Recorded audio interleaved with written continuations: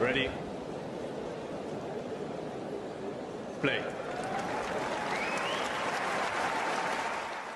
I want one more thing from you, Francisca. Can you look at the camera, and I want you to say, I am Francisco Jorge, and I am a friend of the show. Can you try it? I am Francisca Jorge, and I'm a friend. I'm a wait. Go. It's okay.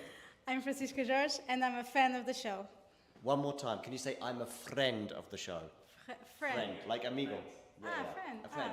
So, because we joke, we have players come on all the time, they have no idea, but after they've been on, we say, oh, Yelena Ostapenko is a friend of the show. She has no idea. But so if we get you to say, I am Francisca Jorge, or how you say your name, and I am Francisca Jorge, and I'm a friend of the show. Perfect. Thanks, man. Just want you to do me one more thing. I want you to hold the microphone. I want you to look in the... Don't be nervous. I mean, listen, you've just beaten Yelena Ostapenko. I'm not nervous. No, you shouldn't be. If you can beat Ostapenko twice in one day, you can do this for sure. I want you to look at the camera and just say, hi, my name is, say your name, and then say, and I'm a friend of the show. Friend of the show? Yeah? Okay. Hi, my name is Susan, and I'm a friend of the show. Say your whole name for me. That's the only thing I want. Sorry. Surname too. No, you're doing great. You're cutting, huh? Yeah, I'll cut it up. Don't worry. Yeah. Hi, my name is Susan Leemans, and I'm a friend of the show. Cool. Thank you very much, Susan. You're welcome. Good luck for the rest of the tournament. And I will tag you on Instagram, and you can reject. I do have one more tiny thing, which is I want you to look into the camera. Yeah. I want you to say your name. Yes. And I want you to say, I am a friend of the show. I'm a friend of the show. Okay. Perfect, yeah. My name is Zainab Sammaz, and I'm a friend of the show. Boom. Yes. Okay. Thank you so much.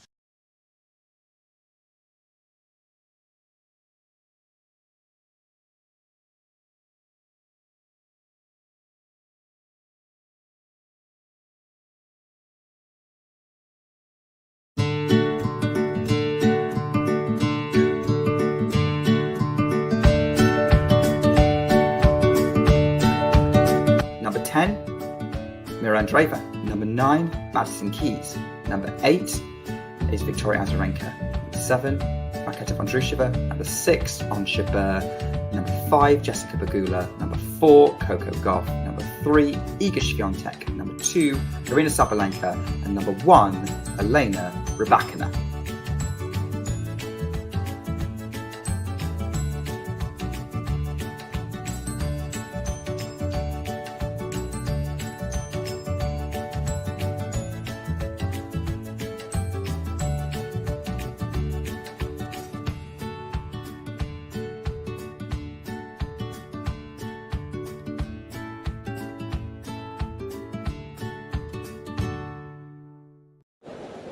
Ready?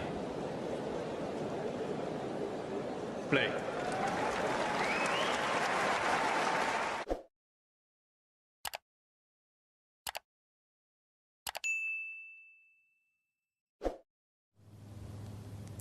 Emma Raducanu has given an interview with the BBC where she's outlined her plans to return from injury, when that will be. She's also explained what she's been up to whilst away, and she's been watching much tennis.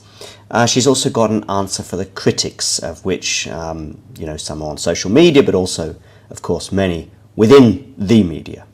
And she's also explained which is the slam that she would most like to win. What is her ultimate dream in tennis? So as I say, the interview was given to BBC London earlier on today, where she outlined her plans to return to next season, and also how she would one day love to win Wimbledon.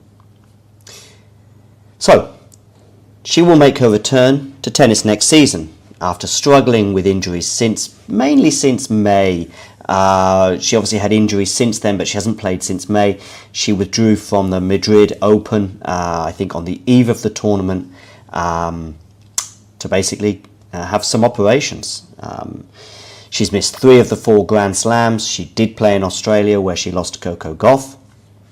And of course, just a couple of days ago, she dropped out of the world's top 200 and did confirm in this interview with BBC London that she will not be returning to the tour until next year. Britain didn't make the Billie Jean King Cup finals, which will take place in Seville in the south of Spain in November. Also, she has no hope of making the WTA finals, also in November. So she confirmed that next season will be her return to tennis. 20-year-old also said that the slams are obviously finished now, but it has been difficult to watch them go by. She was just said, "I want to stay in my lane as much as possible and keep focused on my recovery," were her exact words. The 20-year-old has been hampered though by injuries since winning that US Open title in 2021, when remarkably she managed to qualify and go all the way to the title without dropping a set in New York. She also made British #1 at one point as a result, but has not gone beyond the second round of any Grand Slam since that mesmeric, incredible run 2 years ago, when she became the first British woman in 44 years to win a major singles title since Virginia Wade. She was also asked about how she deals with criticism, and Raducanu had this to say: "The fact they are still talking about me, even though I'm not at these events, is just a compliment. Someone told me once, for example, 'Worry when they're not talking about you,'" she added. Raducanu has, of course, returned to the practice court. We did see some glimpses of her playing some short tennis in August, for example, the first time since she underwent surgery earlier on this year. And in fact, she only did play 10 matches in the first 5 months of the year. She said she does hope to return to better form and fulfill her Wimbledon dreams. "Wimbledon is the dream," she said, and always has been growing up. Of course, she's from the UK, so it makes sense. She said, "It's the ultimate dream to win Wimbledon." Back in May, she seemed to undergo 3 successful surgeries. She said that she underwent the surgeries on both of her wrists and her ankle in a letter posted on social media. In fact, she said at the time, "It's safe to say the last 10 months, so that would have been the summer of 2022 until these surgeries in May of this year, have been difficult as I dealt with a recurring injury on a bone of both hands," she said at the time. She said she tried to manage the pain and play through it for most of the year, but in the end, it was just getting too much. She was missing so much of training as well as certain tournaments anyway, that for her it made sense to go ahead with these procedures. Well, now she has confirmed that she'll be back. I would imagine, therefore, for the Australian swing, maybe United Cup, end of December, beginning of January, perhaps for the 250 in New Zealand or elsewhere. And then, of course, the Australian Open. If you enjoyed this video, make sure you hit that like button. Don't forget to subscribe and click that notification bell so you don't miss out on all things tennis.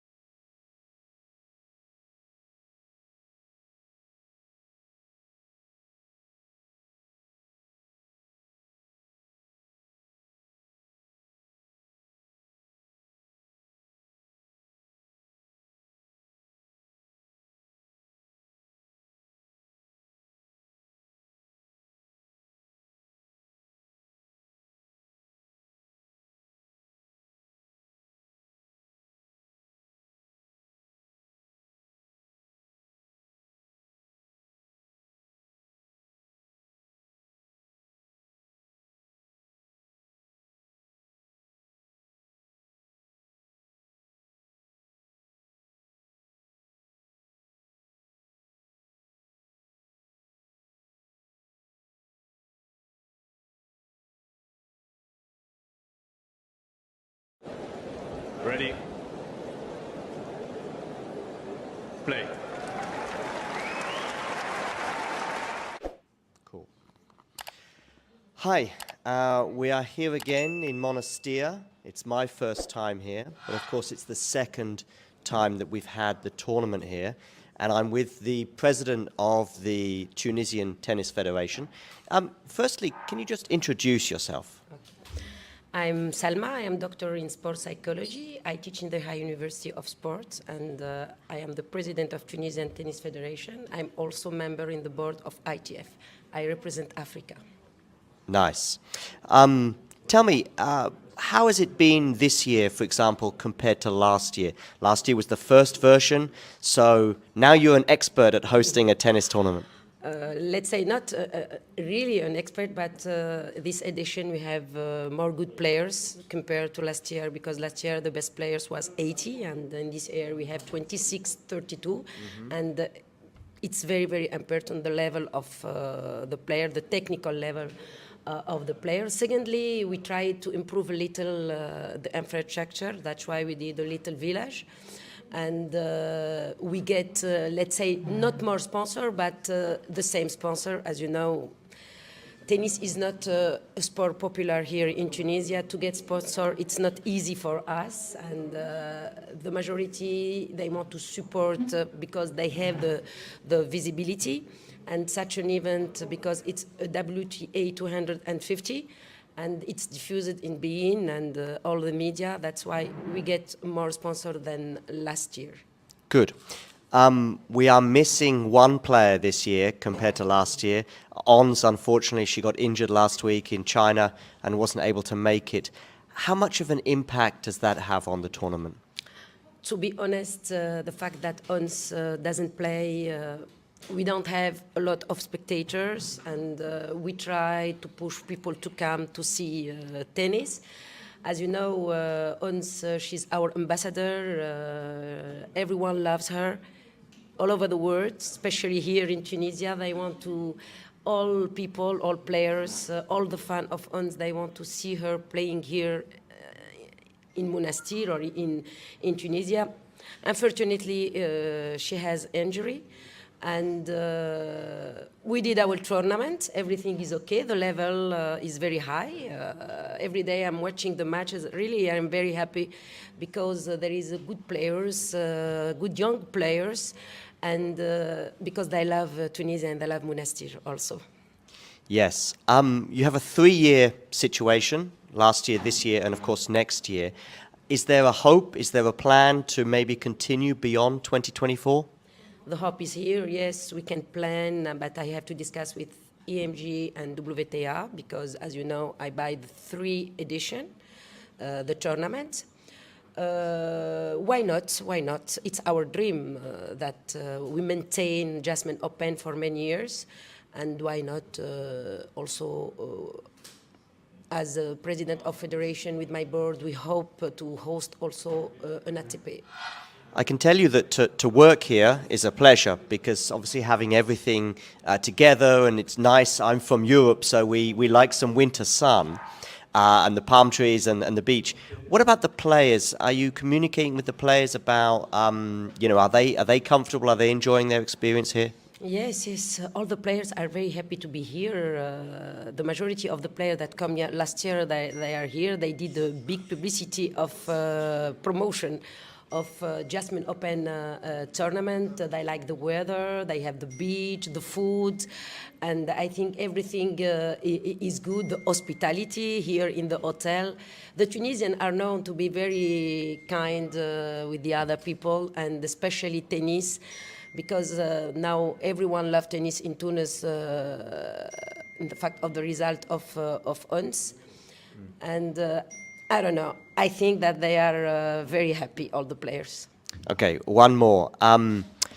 Next year, are you already sort of planning? I mean, are you looking at what happened last year, this year, and also thinking about, okay, what can we do next year to maybe, get even more players or make it even better for everybody? Have you already thought about next year? Yes, we are thinking about next year. First of all, the week. It's very important to get the best week because, as you know, this time just before the Masters, it's good. We get a good players, but it's not really the week that we want to take as a federation. Perhaps the first week of October, it will be better. And of course, we want to improve the village to get more sponsor. That's why we have to work on sponsoring next month. We don't have to wait till August or July. It will be very late. And yes, why not invite players in top 10 if ONS will not play or if ONS is not here. As you know, in sport there is always injury and we cannot control our player. Thank you for your time. Thank you. Merci. Merci.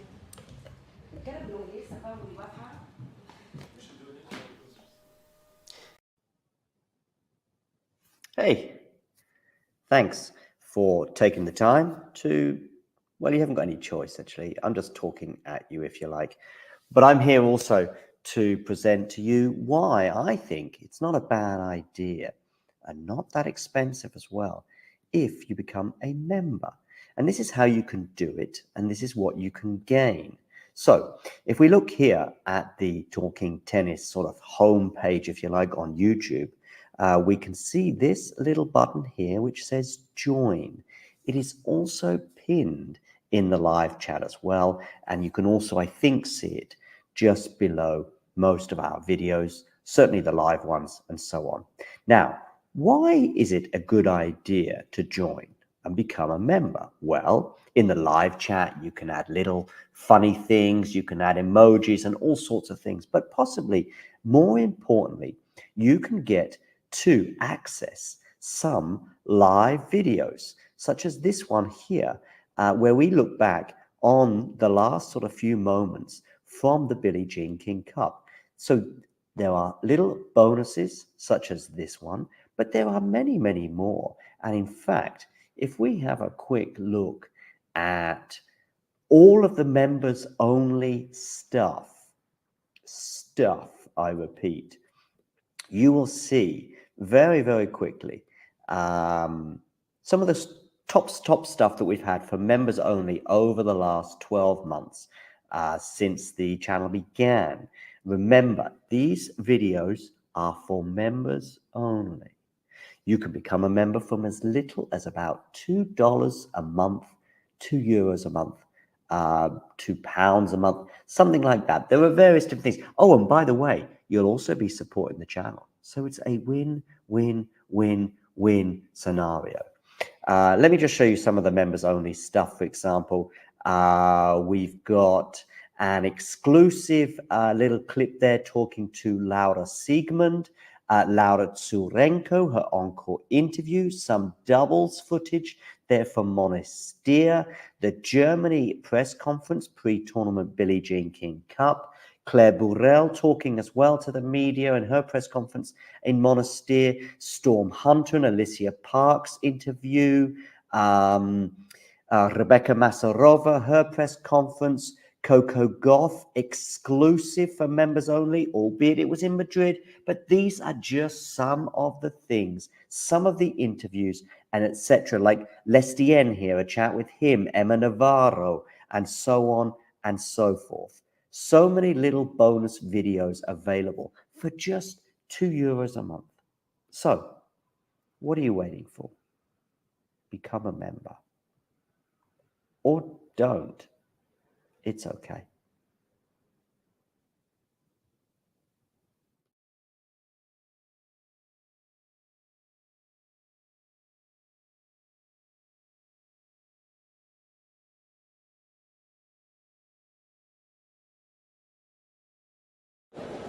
Ready?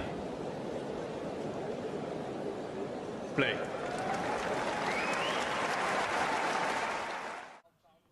Nope. Oh, okay. Hi, Botic. First of all, how was the training session today?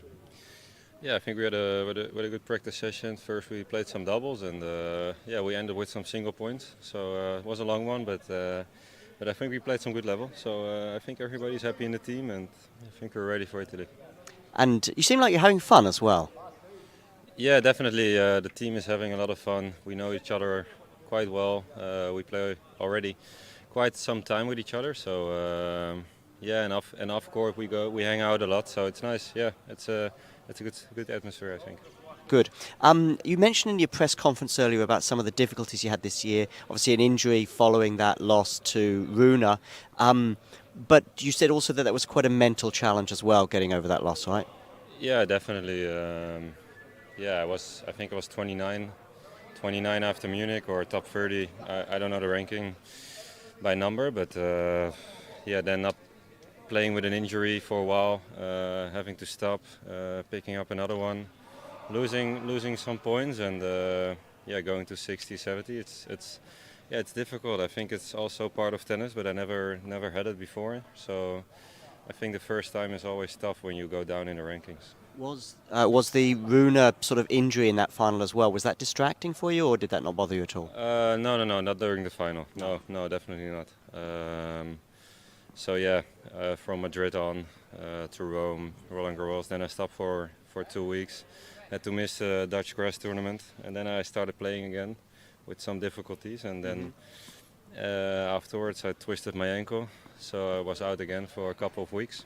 So yeah, I came back during US Open and then have to find the rhythm, the movement. Of course, everything in the beginning is tough when you didn't play for a while. So yeah, I think at the end of the year I picked up some good wins and I played a little bit better tennis. So yeah, that's also giving a confidence boost. I'm gonna just ask you.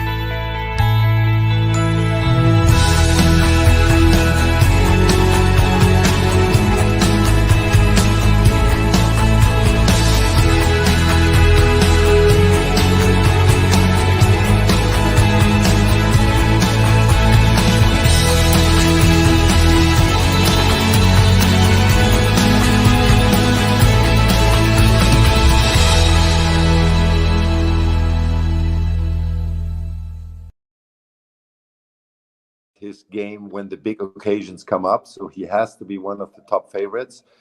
I truly believe we had a podcast ourselves yesterday, which I do with Patrick Kuhnen called Mad Dog and Wingman. And we spoke about that obviously as well, the outlook. And I picked Carlos Alcaraz as the winner this year. Just because he won just his first title on grass. I think he is extremely, in a way, extremely able to adapt to situations and to challenges, not just because he has the game, just because he's loving it. You know, he loves it to challenge himself.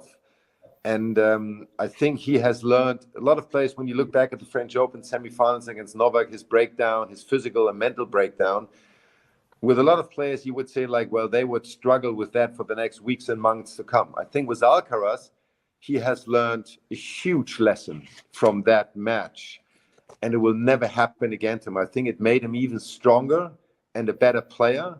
And that's why I really feel like he believes he can Wimbledon, and he wants to prove to the world that that was a one-off and it's not going to happen again. And I think if you would look at it and he would be honest, maybe he would say like, I want to play the final against Novak and I want to prove to the people that's not going to happen again and I'm able to win this. So my pick really is Carlos Alcaraz. I know we're coming to the end now, Marco, but I have got one more point.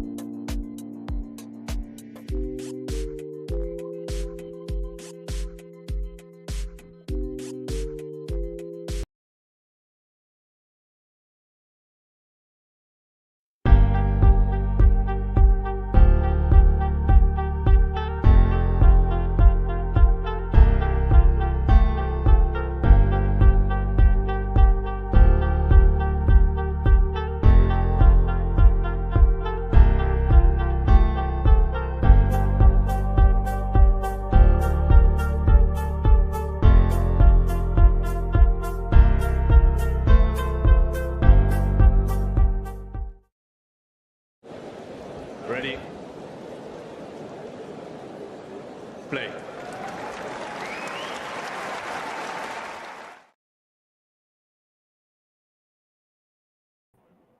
I've decided to go a little bit earlier. Obviously, we are waiting for Raducanu against Lulu's son, but I'm basically watching tennis, so I may as well be talking as well.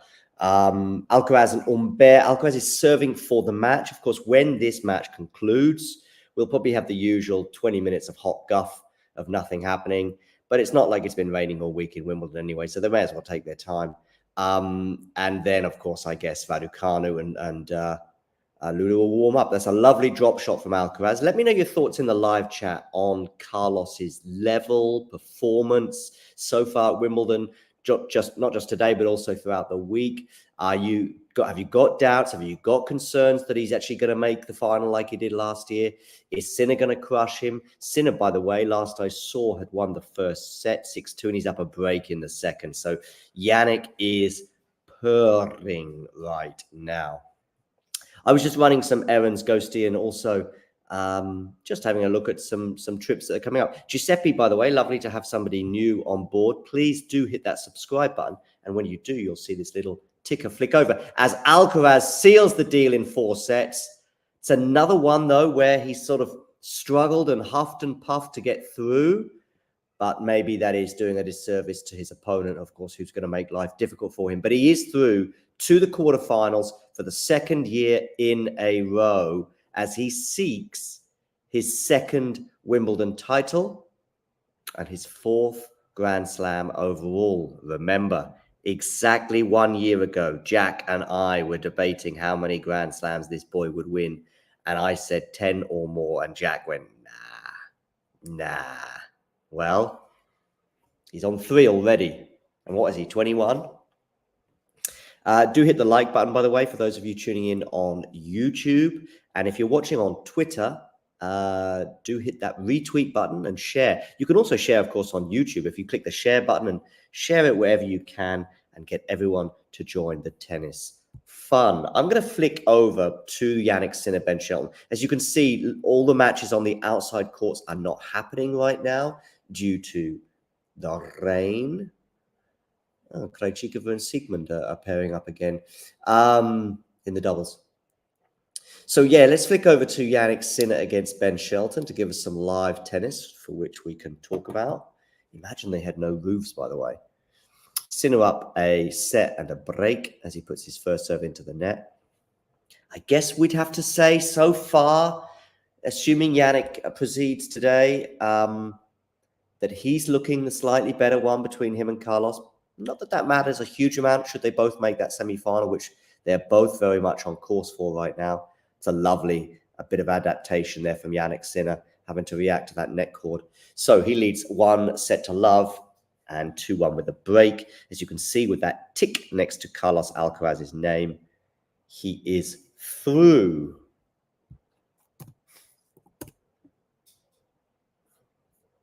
Yes, Badosa and Vekic were in action, but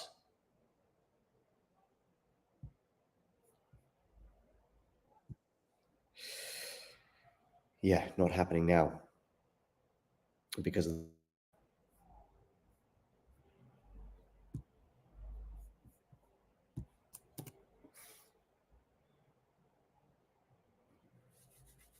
so Sinner here serving at 30 love.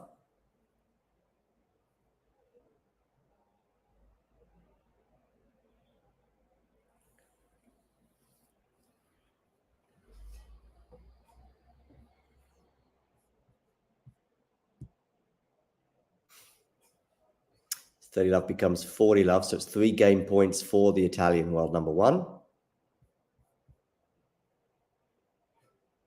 Shelton on the return reacting to that mean serve, and I think he's put that forehand winner wide. Is he going to challenge it? I think he is.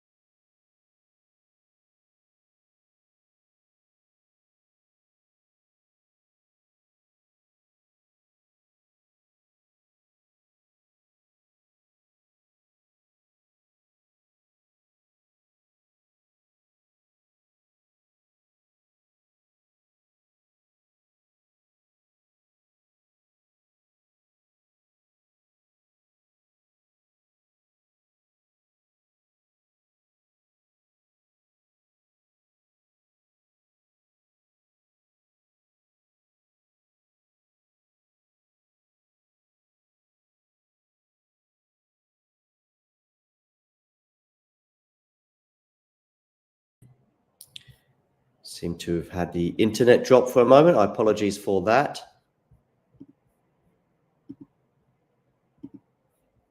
But let's get things up and running once again. There we go. 3-1.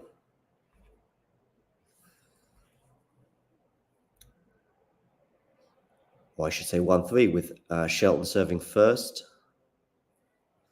I know that we're going to be having Tom and Jamie joining us soon. Backhand from Shelton, low net coverage there, but he's erred there for on the forehand side. Is this a step too far for the American?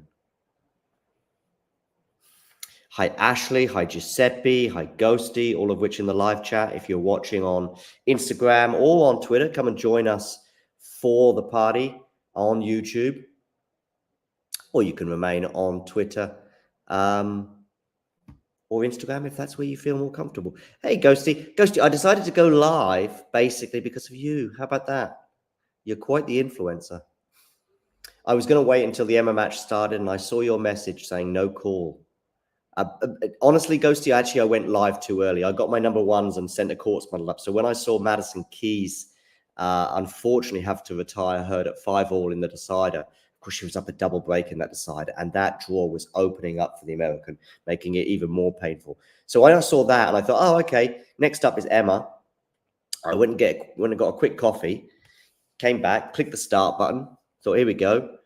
And I was like, why aren't Emma and Lulu-san coming on court? And it's like, they're on center, so they have to wait for Alcaraz to finish. Anyway, I guess, though, if the matches get done pretty quickly, they will certainly try and get Badosa and Vekic done. Yes, she was in tears. Please, everybody, for you watching on YouTube, hit the like button. Yeah, I mean, both have got their own stories, and Paolini being in the quarterfinals is extremely cool as well. Friend of the show, of course.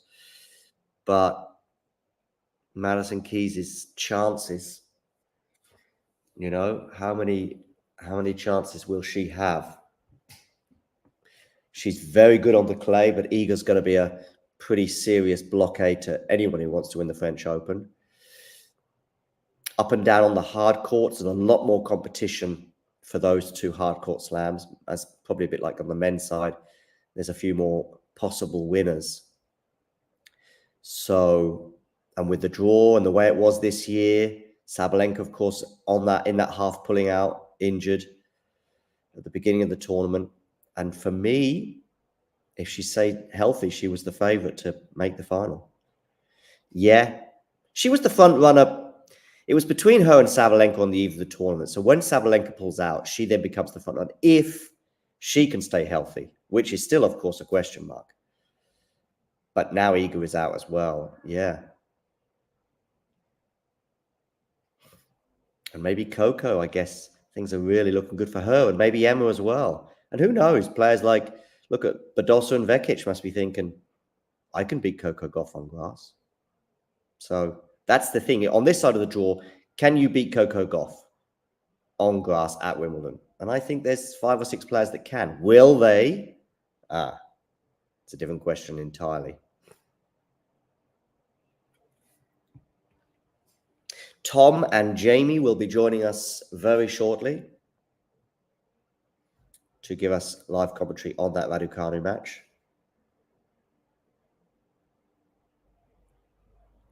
As Yannick goes down the tee, Ben really not laying a glove on Yannick thus far. And then on the other half, yeah, if she can stay solid for 7 matches.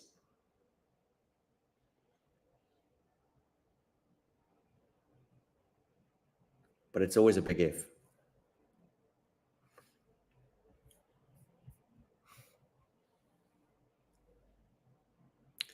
See, look at all this time we're wasting while we wait for Raducanu and Lulu-san to get up and running.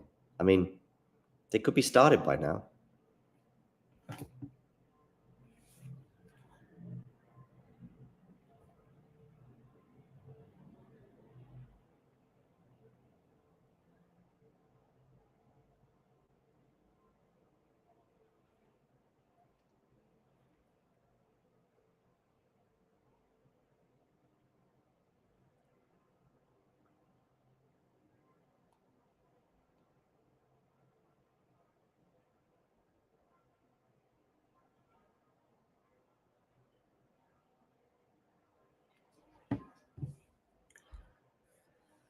Okay, Ben, into the body of Yannick. Backhand to backhand, backhand to the forehand, of course, because it's a righty versus lefty combo.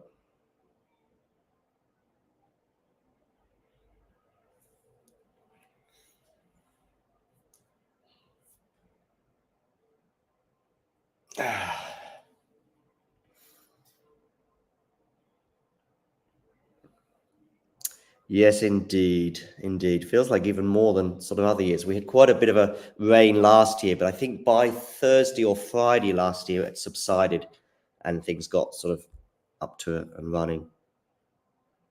Who are we backing, by the way, Badosa or Vekic? I mean, 50-50, right? I mean, looking at the scoreboard as well would suggest the same.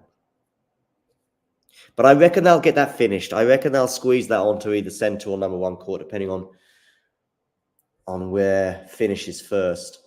What are we? With 2 matches to go on centre, 2 best of 3 women's matches on centre, and we've got 1.5 matches to go on number one court.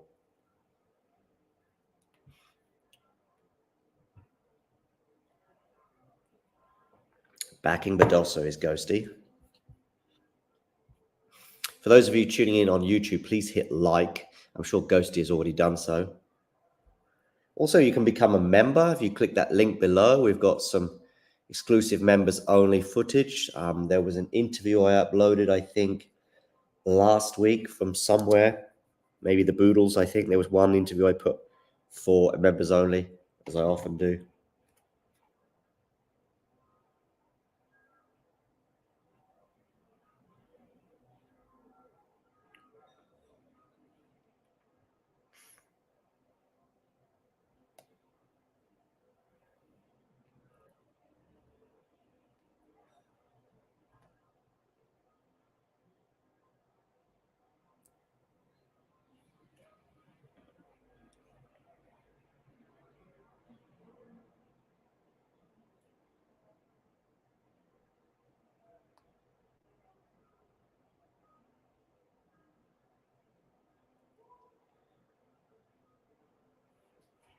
Hey, Ashley, how are you? Hey, Sean. I didn't, Sean, no. I tried. I was outside the stadium for about 45 minutes, but they were asking for too much, let's say that. So went to a bar by the river in Dusseldorf and pretty much saw that. I missed bits of the first half, although I was watching a lot on my phone, as in like, you know, the video or the live footage on the phone. But I'm going to try again for the Dortmund match on Wednesday. Dortmund's about an hour or so from here. Sinner, by the way, it's still looking pretty comfortable here. 4-3, 30 love. Ashley, Sean, and I'm sure Ghosty's already done so, do hit the like button, please, on this video.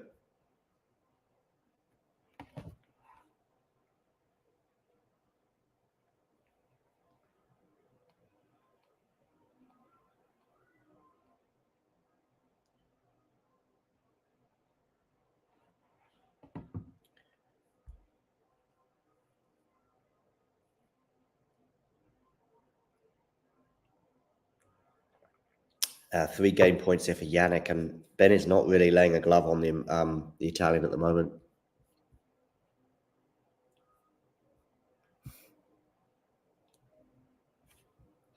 Actually, did I post a link to become a member in the live chat? Let's do it right now.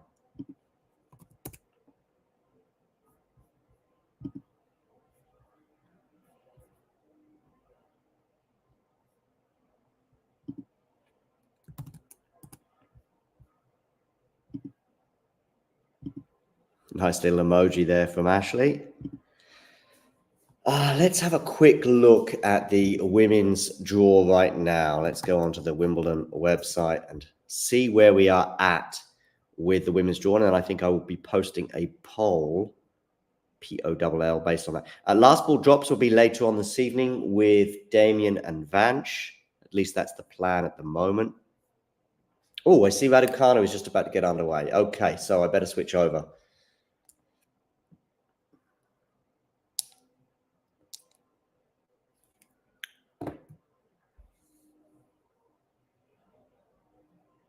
Or at least they're on court anyway. Okay, they're just walking.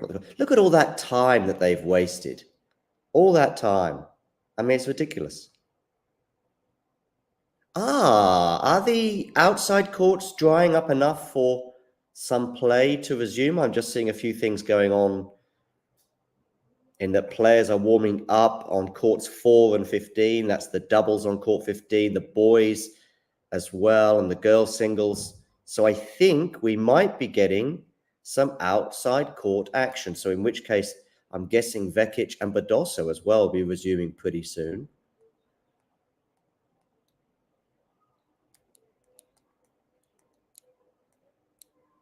I'm going to stick with Sinner and Shelton for now until Lulu, San and Raducanu get underway. I thought they were resuming already. With Shelton at 3-5. Very much. Got a long way back for him. Yeah, let's have a quick look at the draws. I said I would. Draws. Here we go. Ladies singles. Okay, let's share this screen. So this is the path to the semi-finals from the top half. I guess we're thinking Ostapenko to beat Putintseva. It depends on which Ostapenko turns up. Depends on which Putin. By the way, that could be fireworks. Daniel Collins, Krejcikova. Collins would have to be the favourite there. Raducanu, Kalinskaya. Kalinskaya, of course, in the box of her boyfriend Yannick Sinner, I've just seen. Raducanu would be the favourite there, and Svitolina over Wong. So we could be looking at quarterfinals of, I'm going to say Ostapenko, but with no great deal of conviction. Ostapenko, Collins, Raducanu, Svitolina. That would be a nice, tasty quarterfinal lineup. And then here we have 1, 2, 3, 4, 5, 6, 7 options to make the semi-finals, or seven options to make the final. So let's do a little poll, and let's go with who is making the Wimbledon final. Let's go with, of course, Coco Gauff, Jasmine Paolini, because she's already in the quarters. I think that gives you a huge advantage, of course. I guess Raducanu, maybe? And then other. So there's the poll. Gauff, Paolini, Raducanu, or other. The other, of course, being potentially Navarro, Badosa, or Vekic, or Lulu San. There we go. So Paolini lies in wait for Navarro or Gauff, and Raducanu or San will play the winner of Vekic or Badosa.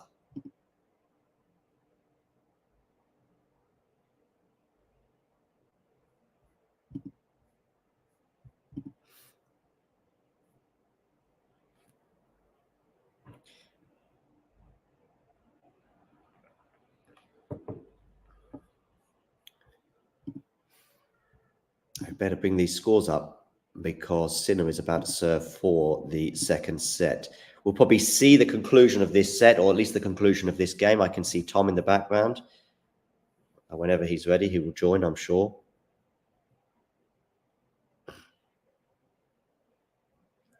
He's wearing a old school yellow Adidas tracksuit top. Yeah, no problem. You take your time. I never bring people, well, if you've got the potential to bring yourself forward, I try to avoid the temptation of bringing the person backstage in case they're in the middle of lunch, dinner, or something else. Fill in the gap with something else, with whichever you like. Also, part of my task when I've got people backstage is to make them smile or even laugh as much as possible. I'm getting a few sort of semi-giggles from Tom.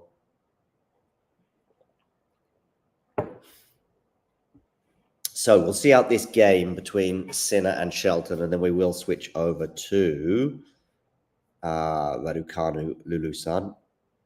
Looks like the Wimbledon page is updating, probably because of some of these matches getting underway on the outside courts. So 15 love to Yannick. As I say, he's rarely been troubled so far on his serve.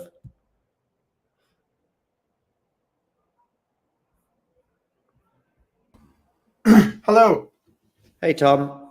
Sorry, just sorting out a couple of technical difficulties. How are you doing, John?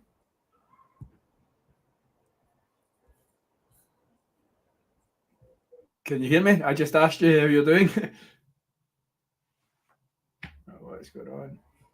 I'm good, but my internet connection today seems to be a bit dodgy. So if I do break up or disappear, I can. We hear you perfectly. It's me.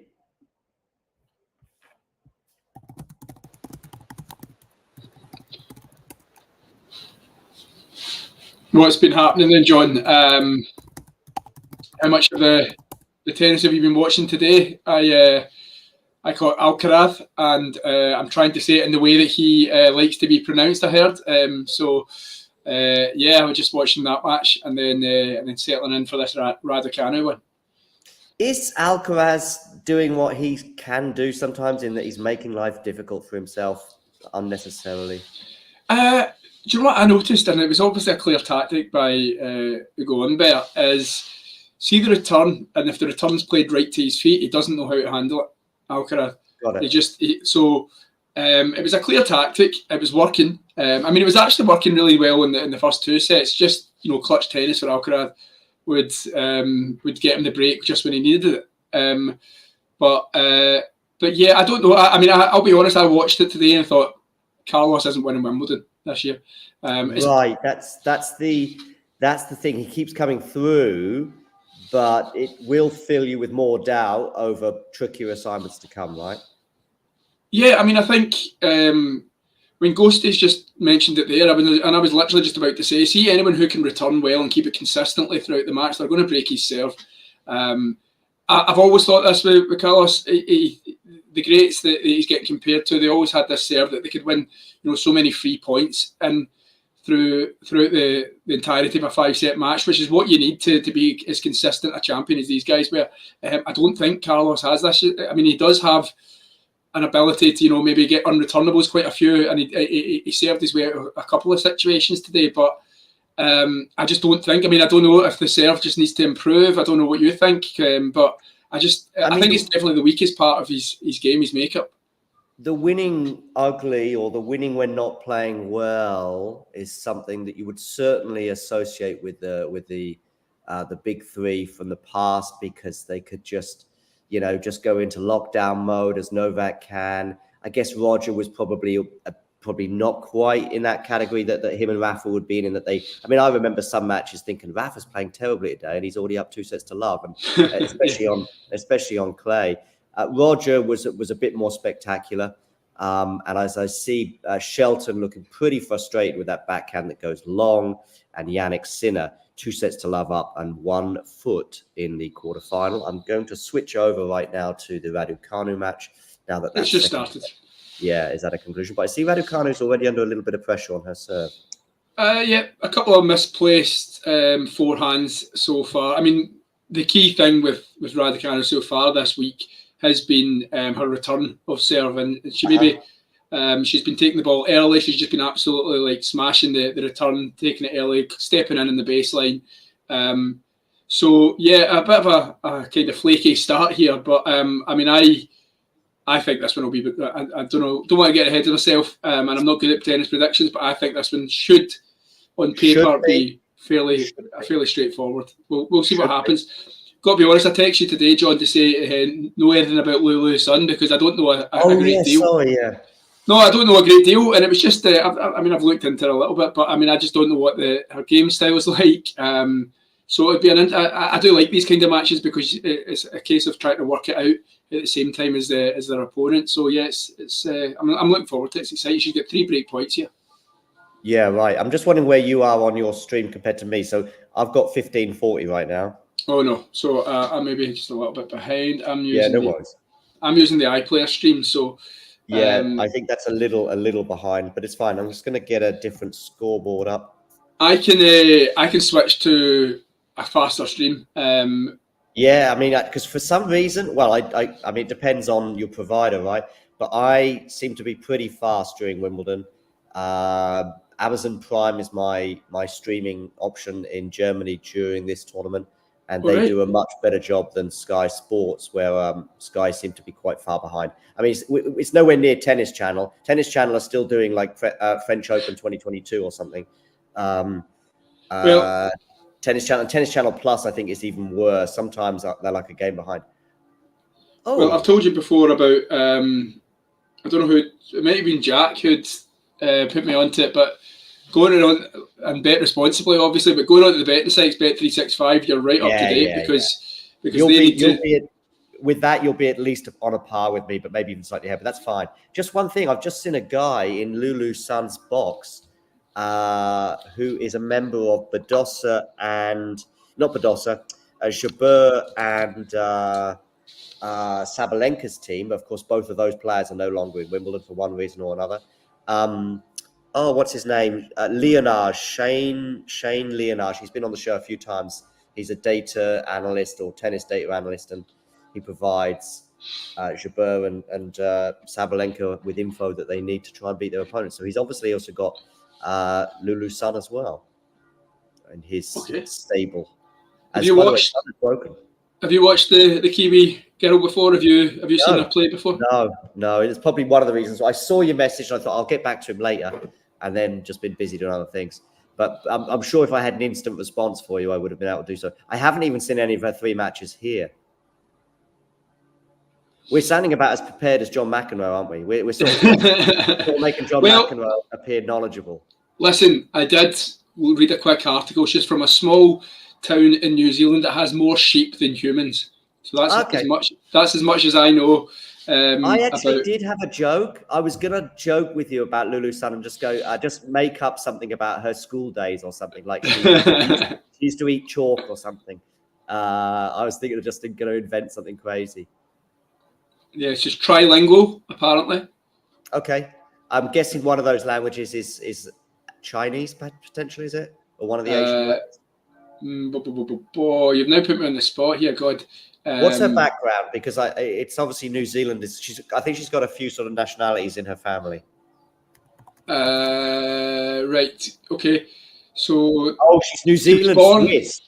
Yeah, she's New Zealand Swiss.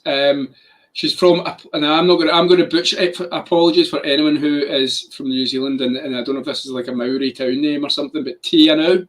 Yeah, I see it. Yeah, 23 years old. And which is New Zealand's South Island, and it's a very small town. She's 123 in the world. She spent a short period living in Shanghai before the family made the move to Switzerland at the age of 5. Yeah. So growing up in Switzerland, you've got languages coming out your ears. If she's got some Chinese background. French. Yeah, it depends on which part of Switzerland she was in, but yeah, she resides in Geneva, so which is obviously the French speaking part. I'm surprised she's only got 3 languages actually. Wow, actually, you're right, because she's the daughter of a Chinese-born mother and a Croatian father, as well as having a German-English stepfather who hails from Devon. Yeah, I reckon she'll have more than 3 languages. She's probably got 3 mother tongues: Croatian, Chinese, and English. Yeah, are probably her three mother tongues. And then she'll have probably added German and maybe even French as well. Anyway, that's the non-tennis bit out the way. The tennis bit is that she's up a break already, albeit it's 30 all right now. How is your stream doing? I've got 30 all on my screen. Yeah, 30 all, and I don't know if this is our second serve. I think she's about to take her second serve. Yeah, I've got her serving now. Yeah, she just served when you said that. So yeah, backhand up the line, winner, really nice shot. 40-30. So our streams are in sync. So tell me about Sinner Shelton. I was watching Carlitos, so I haven't watched much of that. Obviously, Ben Shelton has had 3-5 setters, so he's going to be a bit jaded. Playing the doubles last night as well, I heard. So yeah, is it just all Sinner, one-way traffic? I'm the same, really, in that I was watching Carlos until that conclusion. Once that match concluded, I then switched over to Yannick. But basically, he just wasn't laying a glove on him. I mean, Yannick was never under pressure on serve.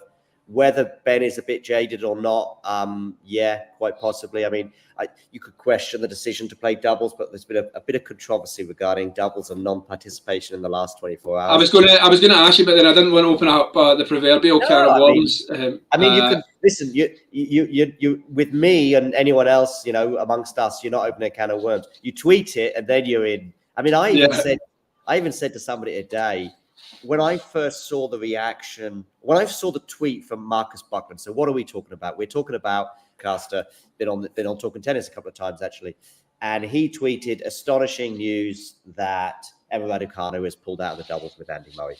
I thought astonishing was a curious word to use. I wouldn't get involved in that, but I would, if I spoke to him face to face, I'd say, Marcus, that's a bit of a choice word. And we're not talking about somebody who's using their second or third language, or someone who's not used to, who's not aware of the power of the word, if you like, because he's a broadcaster, etc. So I was surprised that he chose that word, but that's it. End of story as far as I'm concerned. However, Judy Murray responds with astonishing. What does she say? Astonishing? Yes, astonishing, or something like that. I thought, when I first saw it, I thought, okay, that's interesting that she's responded. But maybe, this is what my first reaction was, she was kind of like, not mocking, but maybe going, really, are you going for astonishing there, Marcus? Maybe that's because that's what I was thinking. I certainly didn't anticipate the outrage, fallout that Judy has received since, because I think we're jumping and joining dots and doing a bit too much, especially as it's a few words on social media.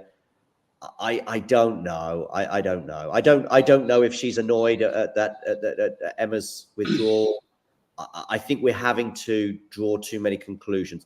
And then just because she changes her Twitter handle or Twitter page to private, one or two people said to me, they said, well, why doesn't she engage with these people? Why doesn't she correct the wrong that she did? Oh yeah, good luck with that on Twitter. With people already frothing at the mouth, you're not going to change their minds. You might be able to do it in a conversation like we're having right now or face to face, but you're not going to do it in a couple of 100 characters on Twitter. So and I really think it's a lot of hot air. It's a lot. It's a nothing story, I think. And it's just people who want to be annoyed are going to get annoyed. I suppose you could make the argument that, I don't have any idea what Judy and Andy's relationship is like, but there's been a couple of times over his career where maybe she's made him, you can almost see if it was your mum or dad going like, why did you do that, kind of thing. So I don't know if what his thoughts would be on it, because it's just bringing a spotlight to something that he probably just didn't want to do. I'm surprised he hasn't actually, as far as speaking right now at 8 minutes past 5 UK time, he's always been quite vocal on social media, clarifying things and whatnot. I'm somewhat surprised that he hasn't put out something like, I'm not that fussed about it. I had my night on Thursday night. I wish Emma all the best. I would have done it, because he probably would have done the same if he was in the situation he was starting his career. I understand his silence though, because what are you going to, you're just going to potentially open it up again. Yeah, people are just going to, so the best thing to do is speak to Emma. Don't ignore all this guff on social media. Emma will probably go, yeah, I understand. And we move on. End of story. Well, and if Andy gets asked about it by the media at some point in the next few weeks, so be it. But then let me put something to you, and you know Twitter very well, as do I. And you know the kind of British media. Raducanu's had a slow start here. She did kind of force Sun into winning that last game. But Sun is again love 43 break points on the Raducanu serve. If Raducanu was to not turn up today, which is so far the case, is this going to be levelled at the Murrays? For all this noise that's been around. If she doesn't turn up today, especially takes the rest. Especially if it's physical, and I just saw that 40 love point, by the way, and she looked a bit fatigued on that one individual point. Now, whether that's the wrist or not, we'll only find. It just what's the word? Embellishes the reason for her not to, and she's just sprayed a forehand wide. Double break to Lulu's Sun. I think whatever happens, to be honest with you, if she loses, it's like, well, this is why I didn't want to do that. Yeah, of course, in the after effect, if she is feeling okay, she might go, well, I've lost now and I feel as though I could play a bit more. But that's, you can only make the decision on the Saturday. I'm pretty sure she loses on Friday, by the way. Then she continues to play doubles. Or if she wins on Friday but wakes up Saturday morning feeling great. By the way, what else happens? What about if she doesn't pull out of the doubles, plays one match, plays Yeah. today, goes through, and then pulls out, and then it's like, oh wow, they've won a match, and how disrespectful is. I mean, you just can't win. I mean, he had the thing is, he had his night on Thursday. Exactly. I suppose people will be like, you know, Andy Murray, you know, the all-time great of British tennis, has asked you to play with him, and I suppose there's the people are maybe getting their backs up, like, you should be doing whatever Andy Murray wants you to do, kind of thing. But she's got to look after herself. I mean, I'm not trying to come here as a Scot with bias towards Andy Murray. I think, you know, she has to do what's right for her career. She's had wrist problems in the past. Remember, she's had 2 surgeries, I think, in the last 12 months. So any kind of problem with the wrist, that you've got to look after that, because she doesn't want to, you know, put her career back again for another, you know, X amount of months, years, or whatever. Yeah, definitely. So yeah, I'm kind of surprised at certain people who I know and love and respect, that they've all got involved in this somehow.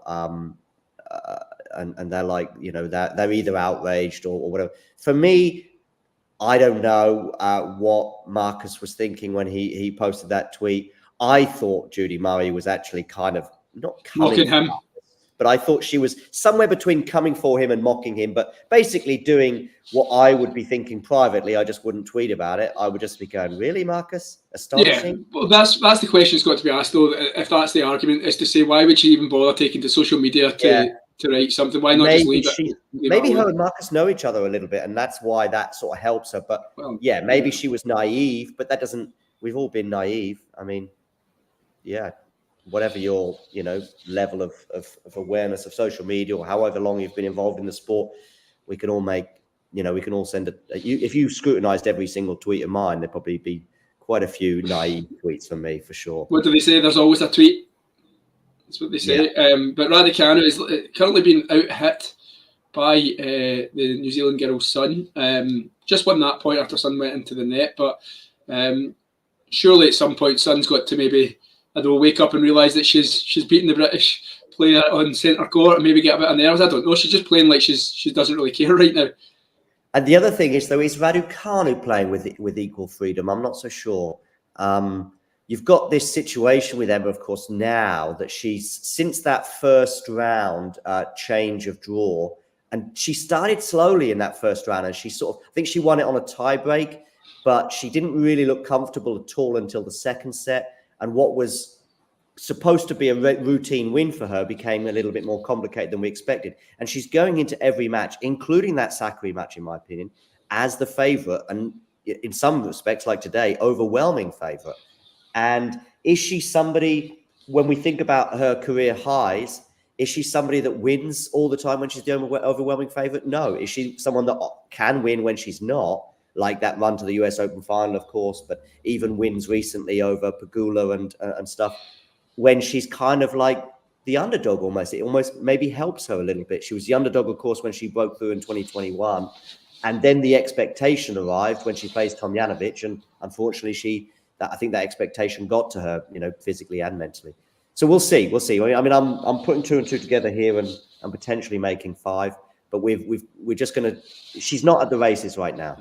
Yeah, I mean, my issue with that would be then, you know, I suppose was she favourite in the final against Leila Fernandez at the US Open? Probably not. Maybe, probably. I don't know. It was quite a close. That was kind of like who can handle the occasion better, really, because it was 2 players that we were still getting to know, if you like, and we didn't really know if one or the other was going to come. Yes, she may have been, but when she races into that lead. And even that, by the way, a lot of people will say how close that final was, despite it being straight sets. Yeah, it was just a couple of points difference, wasn't it? Like, you know, the couple of big points that went in Emma's favour. I suppose, I just, you know, think if that is the case, and I don't even think that anything you said there was incorrect. I think you're right. If you look at the facts, whenever she does get a bit of momentum and a bit of, you know, double belief. Fault, by the way, double fault, meaning we've got one of those breaks back for Emma. Yeah, good shout. So yeah, when she gets a bit of belief and the bit of the hype surrounds her and people start to believe again, you're right. She does then it does kind of fall away pretty quickly in the next match. And I would just point to the fact then people who maybe think that she's going to win multiple slams because of the, you know, the quick start she's made to her career, that would be a major problem. That psychological, you know, barrier for the long term, unless she gets somebody to, a psychologist, sports psychologist, or something to basically help her, figure that one out. Yeah. You go from there. How's I'll keep an eye on this one. Is there any eyes on what's happening? I mean, Sinner and Shelton's into the third set now, yeah? Sinner, in fact, Shelton's a break-up. Oh, there we go. Just as I was saying, he's not laid a glove on him. Yeah, I thought that one would be a little bit closer because, Yannick Sinner, who, by the way, it would be for me right now, favourite for the title. I know that's easy to say to the number one player, but, I was a little unsure, if I'm being honest, coming into Wimbledon, but I've liked the way he looked, and I like the fact that he's been tested and he's come through it. I watched the Berrettini match, and I like the way that when he was put under pressure, Yannick, he rose to it, and he can handle this grass. I know that he's had decent runs before. He's beat Carlos here before, of course. But yeah, so I'm liking Sinner, but I do like the fact I like when these players get tested early doors rather than just sailing through. I've not actually watched 1 minute of Novak Djokovic on a tennis court. I have. Yesterday was his first real test for me, and he came through it because, of course, he dropped the first set. I'm just trying to think of the timing of that match because I was watching England against Switzerland. Oh, hello. We'll have a chat about that in a second. No, we won't. I was actually in Dusseldorf. I didn't go to the game, but I went to a bar and hung out with some of my English brothers. I don't know if it's the same with the Scots, but I think it probably is. Why do people throw beer when they score? Yeah, that's quite a recent phenomenon. That didn't happen 10 or 15 years ago. It started in the last 10 years. And by the way, it wasn't a big deal. I got a bit on my T-shirt, but it could be a lot worse. Oh, by the way, I have been at festivals where there's a lot worse things flying. Oh yeah, so have I. I've been with people who have had the temptation, a cup of something hitting them right in front of me, and stinking for the rest of the day. But yeah, I don't know. Like I suppose. Have you seen the Paddy Power do an advert on it over here? I don't know if I've seen an angry football fan. Yeah, like an angry guy, always angry. It's quite amusing. Yeah, well, it's the same. It's the same guy. Well, it's the guy who wears the guy who has to have his top off for the whole summer. When England are playing in the Euros, and then it's the same guy who's like, I just have to throw my drink when I'm excited, kind of thing. And then, the taking the pee a little bit is like, his missus goes, "Oh, my mum's not coming round for dinner tonight," and he celebrates by throwing his cup of tea up in the air as if it was like the beer at the Euros kind of thing. It's quite good. Yeah. By the way, Raducanu there with a clenched fist as she has it unreturned into the net, and I think maybe she holds here, and she does. Yeah. As Sun goes long and another clenched fist. I think she's into the match now. And sure. I think she believes. Oh, we've got the ever loyal John Terry there. One club man, but maybe not one woman. Anyway, we'll probably better not open that kind of. I just watch. Yeah,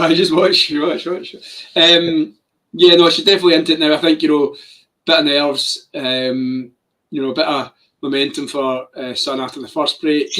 She's a breakdown, but I feel as though it's almost 50-50 now. I feel like you could see Raducanu win the 6-3. Yeah, sure can. Shelton now 4-1 up, so he's consolidated the break that he had. So that would be interesting if that one goes to 4. But I think Sinner firmly, obviously 2-0, but I don't think he'll have too much problem. I might be wrong. Badosa was a breakdown, 2-love in the third set, but she's back on serve, and that's exactly what she did. I think in the previous round, or was it the one before that? It was either the last round or the round before. Badosa was really a break. I think she was 4-3 a breakdown, so she was really staring down the barrel, but prevailed. Maybe someone in the live chat or someone can remind me who that was against. But yeah, play is at least up and underway again on the outside courts. I was thinking that there might not be no play at all for the rest of the day, and that they'd have to try and get Badosa Vekic onto one of the show courts. But I think there probably will be some time available on the show courts. We've got 3 matches. I'm not sure what the final match is on court 1. I think the final match on centre is Coco Gauff. Yeah, so I think you're right. I need to double check. Let me ask you. Did you hear I agree. I thought that it wasn't going to be going on today because did you hear the rain in the first set of Carlos? Yeah. And Let me ask you, and I'm not a young man by any stretch of the mean, but I'm just trying to think, these days they've got 2 roofs, right? And they're across, 14 days.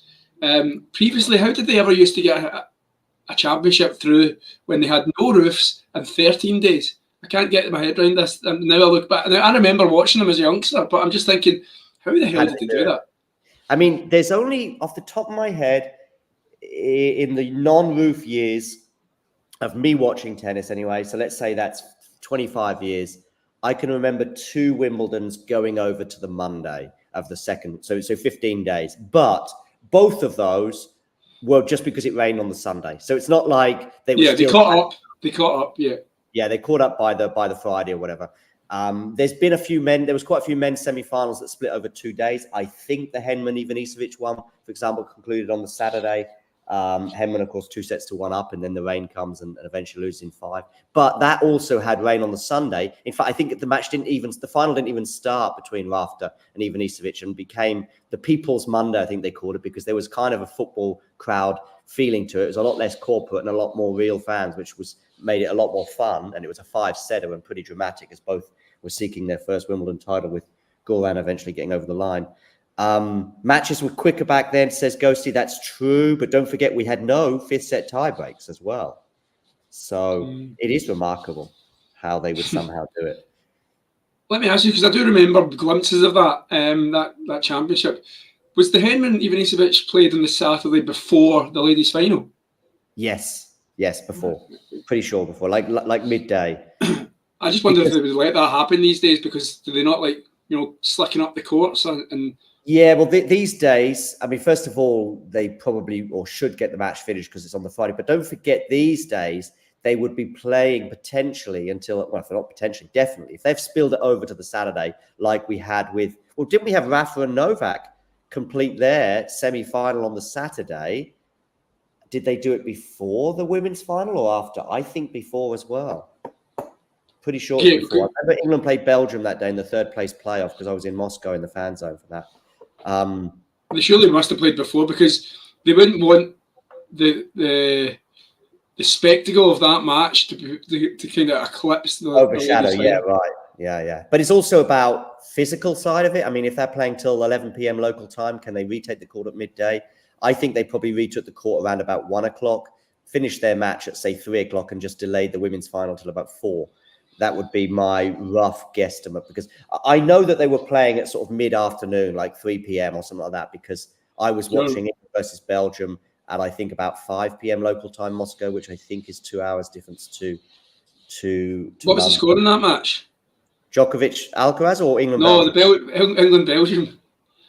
I'm guessing but don't forget, Tom, it doesn't matter. Who cares about 3rd and 4th player? But was that not the second time they beat you in that event? Yeah, but the first one was 2 reserve teams in the group stage. And England was sort of almost relieved to finish second in the group, because a bit like this year, it was like there's one half of the draw where you're going to have to go through Brazil, France, for example, and so on and so forth. And that's the route that Belgium had. I think even their second round was against Japan.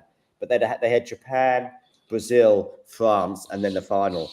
The luckiest international team in footballing history. Absolutely, and they still can't win it. Every draw for the qualifiers for the Euros, for the World Cup, and then when they get there, the draw absolutely kind to them. The Southgate years and the Southgate divides.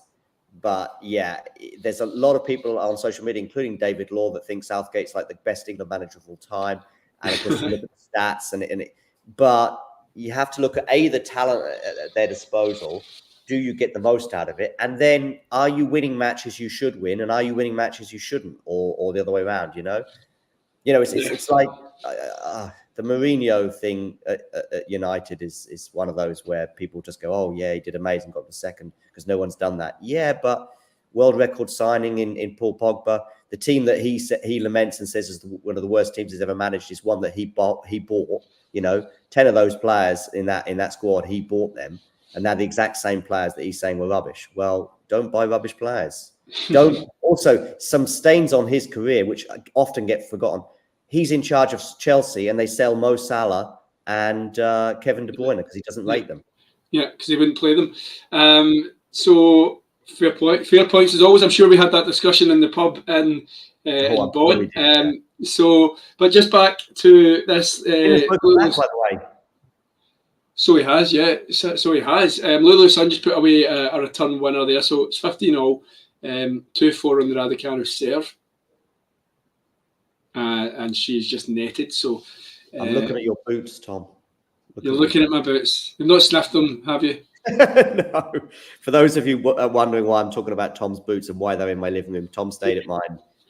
2 nights were you here in the end, I think? Yes, I ended up just after I couldn't be, basically, I was due, the rest of my group were due to leave Cologne Stadium and literally go from Cologne Stadium to the train and then go to Frankfurt Hahn Airport. And I was like... Oh, Frankfurt Hahn Airport. Aye, so I was like, I'm going to struggle with that, and I've got a bed there, and so I looked up in the app, and it said if I left at 9:15 on the Wednesday or the Thursday morning, then I can still make my flight, which wasn't until like 3:30, 4 o'clock. So you still went to Frankfurt. You didn't fly from Cologne in the end. No, I just I ended up just going back, literally going out of my bed, sleeping, or going out the couch, sleeping, and then getting up, and then just leaving. But that airport, by the way, is it's brutal. It's like a wee shack. Okay, but it's also not. I mean, considering in a car, I reckon you can do it in an hour and a half. It's like 3 or 4 hours by train, which is ridiculous. What, an hour and a half to Frankfurt, or from you? By car to Frankfurt Hahn. I'm going to have a look at it right now. Raducanu's got a game point here, by the way. Because I drove from Frankfurt Hahn though, and I was going past Frankfurt, and we must have been on the road for about an hour and a half, and we were only going past Frankfurt after about an hour and a half. Yeah. How is this called Frankfurt Hahn Airport if it's nowhere near Frankfurt? Let me tell you this. Frankfurt Hahn by car from my house, according to Google, is 1 hour 35 minutes. What? By public transport, it's 3.5. Yes. So I got a train from Bonn to Koblenz. Yeah. And then a bus from Koblenz to the airport. Koblenz has a challenger, by the way, bringing it back to tennis. Oh, does it? Every February, yeah. Because it looked like a nice wee place. Yeah, it's quite nice. I mean, actually, I've only been to Koblenz once, and that was for the challenger. And I've been through it many times, as you see. We've got Hahn coming in here at the net. She's seeking a double break, but I think that's going to land out. So we are at deuce. No, yeah, out. Challenge is going to challenge this, though, Emma, because it would be a game point and seal the game. But I think... No, I think Raducanu is 40-30. Am I wrong? Raducanu is 40-30, but she's challenging here to potentially win the game. But oh, yeah, no, it was long. That was long. By some distance. Yeah, there's a challenger in Koblenz, which I went to for 1 or 2 days 2 years ago, or 2023. I went to see Liam Brody there and stuff. He went out quite early. He was in a bit of a poor run of form at the time. But Damien and I are off to a challenger in about 3 weeks. In fact, 3 weeks today. I think we're off to Porto for a challenger. There's a challenger in Braunschweig, which is about 3 or 4 hours by train from here. And typical tennis communication, you're familiar with this as well. I wrote to Braunschweig a week ago, no response. I've written to them again today and not had a response again in terms of covering the tournament. I mean, what Damien, if it's nearby, Damien, I think sometimes just goes. But I'm not going to go 4 hours on a train. And yeah. It just goes in. How much if you're going and you're like not getting like a press accreditation? How much is to get into a challenger for the day? How much are you talking? Some of them are free. Oh, like, really? Right. The one in Portugal, okay, I had accreditation there, but the one in Portugal, which is a great one in Werras, where they also have the Billie Jean King Cup, it's free. And I think some challengers are free. I don't know. I reckon they're all pretty cheap, though, if you do have to buy a ticket. Yeah, because they must have to fund how they put it on it somehow. Like, you know. Yeah, I mean, you've got TV and sponsors and stuff that there is money coming in. Well, is there TV, though? Because I thought the ATP just play it for free on their website. I know Werras had some TV coverage, both Portuguese, local coverage, and of course you have the Challenger TV. But the Challenger TV is just obviously no commentary or anything like that. But there were on-court interviews with Portuguese television afterwards. Raducanu saving a break point there after a rally as Sun net 17 shots, longest rally of the match. Yeah, I thought that that was exactly what I was about to say. As far as I could remember, that was the longest rally of the match. But I think fair play to Lulu's son here. We were pretty much writing her off in terms of 3-2 up. She was. I thought that was still might be. We'll see. Oh yeah, she can, but then she held serve the next one because and kind of stopped the momentum of Raducanu, and this would be a big scalp in terms of. I think this is a massive game at this stage because Raducanu holds here. We're back on. Well, we're back in the set for her, more or less. But she's just put away great forehand winner. What is it then? You know, from what you've seen in the first 6 games, then first 7 games that Lulu's son has. Then how's she managing to cause this amount of problems? Is it power? Is it placement?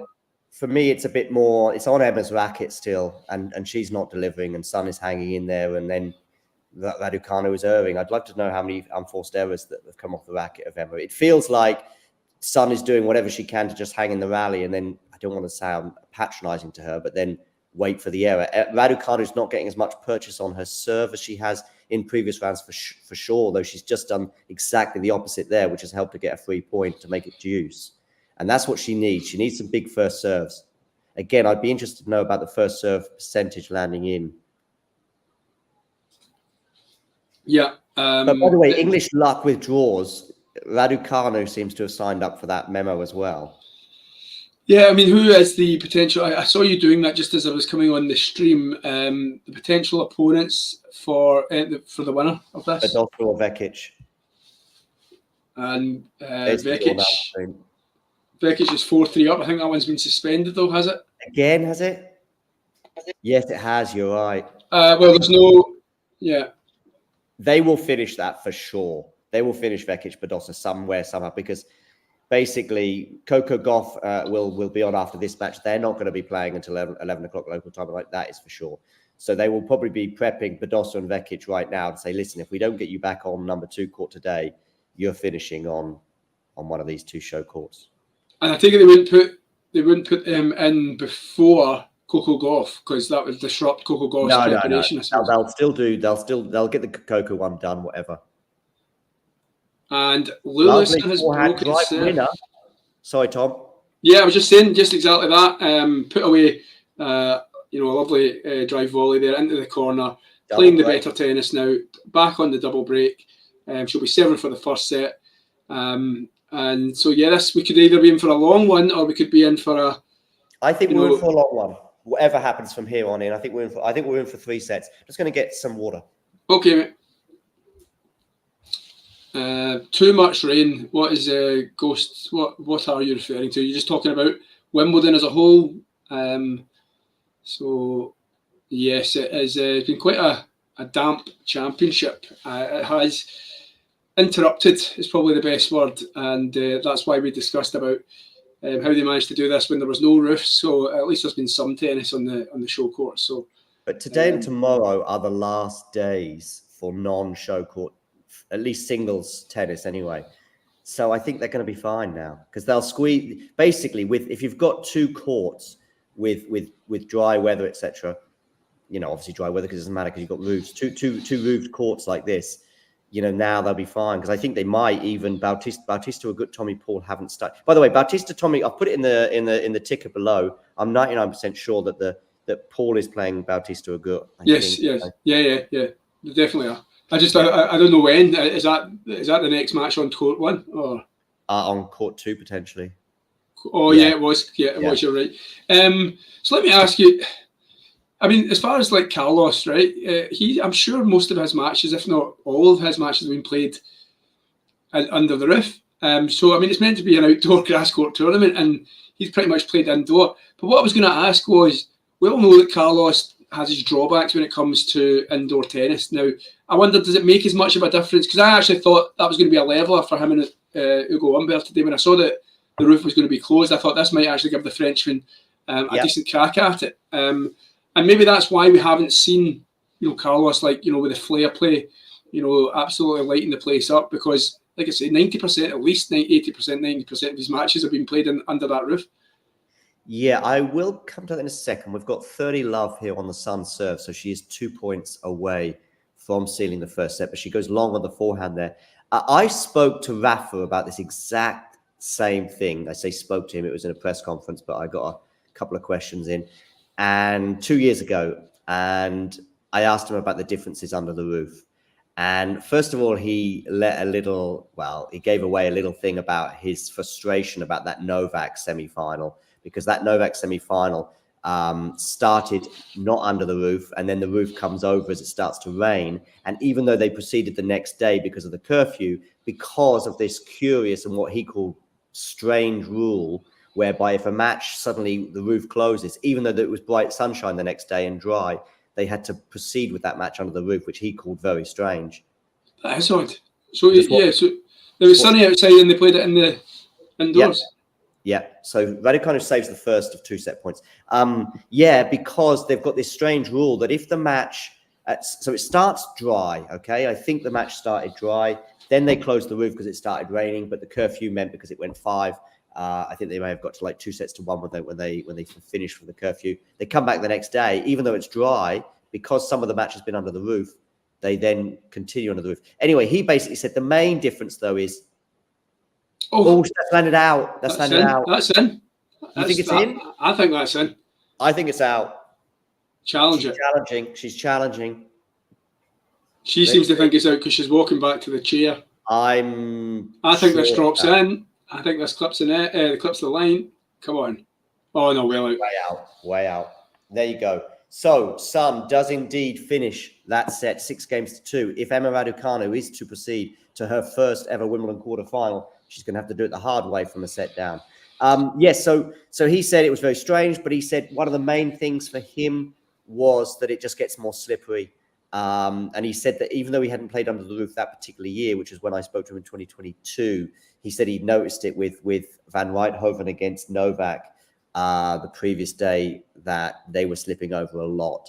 Of course, what you have with big environments where the Grand Slam tennis tournaments generally are much bigger than the indoor courts that we have in the indoor season around about October, November time, for example, where the courts are, or the stadiums a bit smaller. You don't have such a dramatic effect by the roof closing, if you know what I mean. So imagine playing in a very cramped environment where the roof is quite low or the stadium is small. That roof being there makes a bigger difference than if it was, say, the Australian Open, where Rafa played on the indoor environment against Berrettini, and it doesn't make such a big difference because you've got more air out there, basically. So in terms of how the ball flies through the air, yes, some differences, but the main thing at Wimbledon, I believe, at least this is what the players tend to say, is that it just becomes a bit more humid and therefore a bit more slippery. Okay, interesting. Now, Ghost is absolutely paining himself to find out if it's Lulu's son. I think that's her Chinese name, and then the other one is the Croatian name. Yeah, that'll be the Croatian dad name. So I see Wimbledon have gone with Lulu Sun on their website, and I believe that's pretty much what everyone calls her. But Google have gone for Radovic. Maybe she probably has both surnames. That wouldn't surprise me. Okay, well, no matter what her surname is, she is accepted the good in this one. So Raducanu really going to need to kind of dig deep here and make a fast start, you would think, because if she loses a break early, the pressure then gets, she can't make it. She doesn't actually basically have any room for any other errors. Yeah, no room for errors, you say. Okay, so she's served the second serve.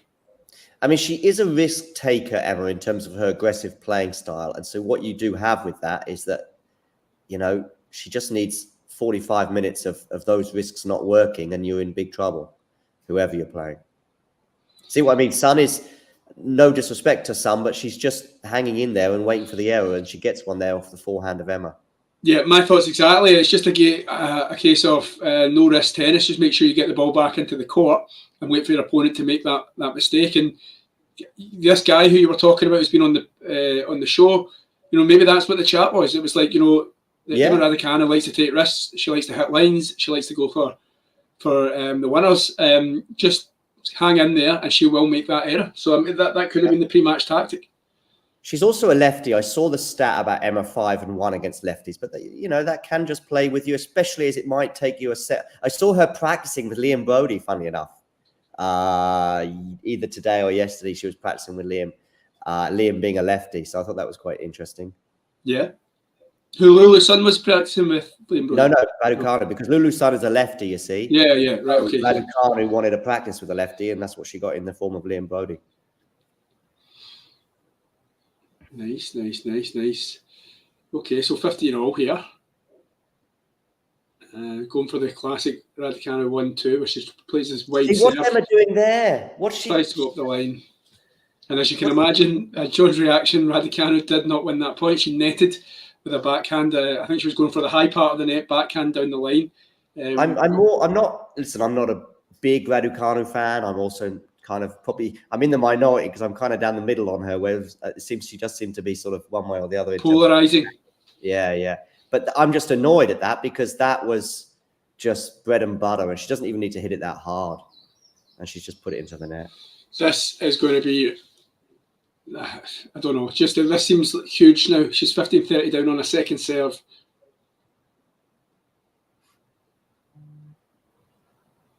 So we're in play. Oh, net cord quickly by Lulu Sun, and another one, 2 in a row for Lulu Sun. Raducanu keeps the rally going. She's managed to adjust her feet really well, so the players are playing it forehand to forehand cross court. Strong hitting from Lulu Sun, but Raducanu is taking control of the rally here. Backhand into the corner. Lulu Sun goes for a looping moonballish forehand. Raducanu back on it, and she lasts the longer of the two, and Lulu Sun goes long, and it is Raducanu's point, 30-all. Yeah, that's almost the opposite of what we've been seeing in terms of it being Emma normally losing patience during those rallies. Sinner serving to stay in the third set. That's right, Jane. At least that's the last I saw. That's the second time, because I think he was 4-5 down, so he must be doing that. Oh, he's 5-6. Actually, I thought it was 4-5 still, but yeah, okay, 5-6 again. So a little bit of peril for the Italian, but 2 sets to love up. I don't think he'll be feeling the pressure too much yet. That's now talking of feeling the pressure. Emma should have been feeling it at 15-30, but that's a nice unreturnable serve. And that's what she needs a bit more. A few more free points on serve. She has been serving quite well during this tournament. Absolutely right, Tom, to point out her returning prowess as well. But it's also the serve that's been helping her as well. The bouncy ball by the server is amusing. She challenging that?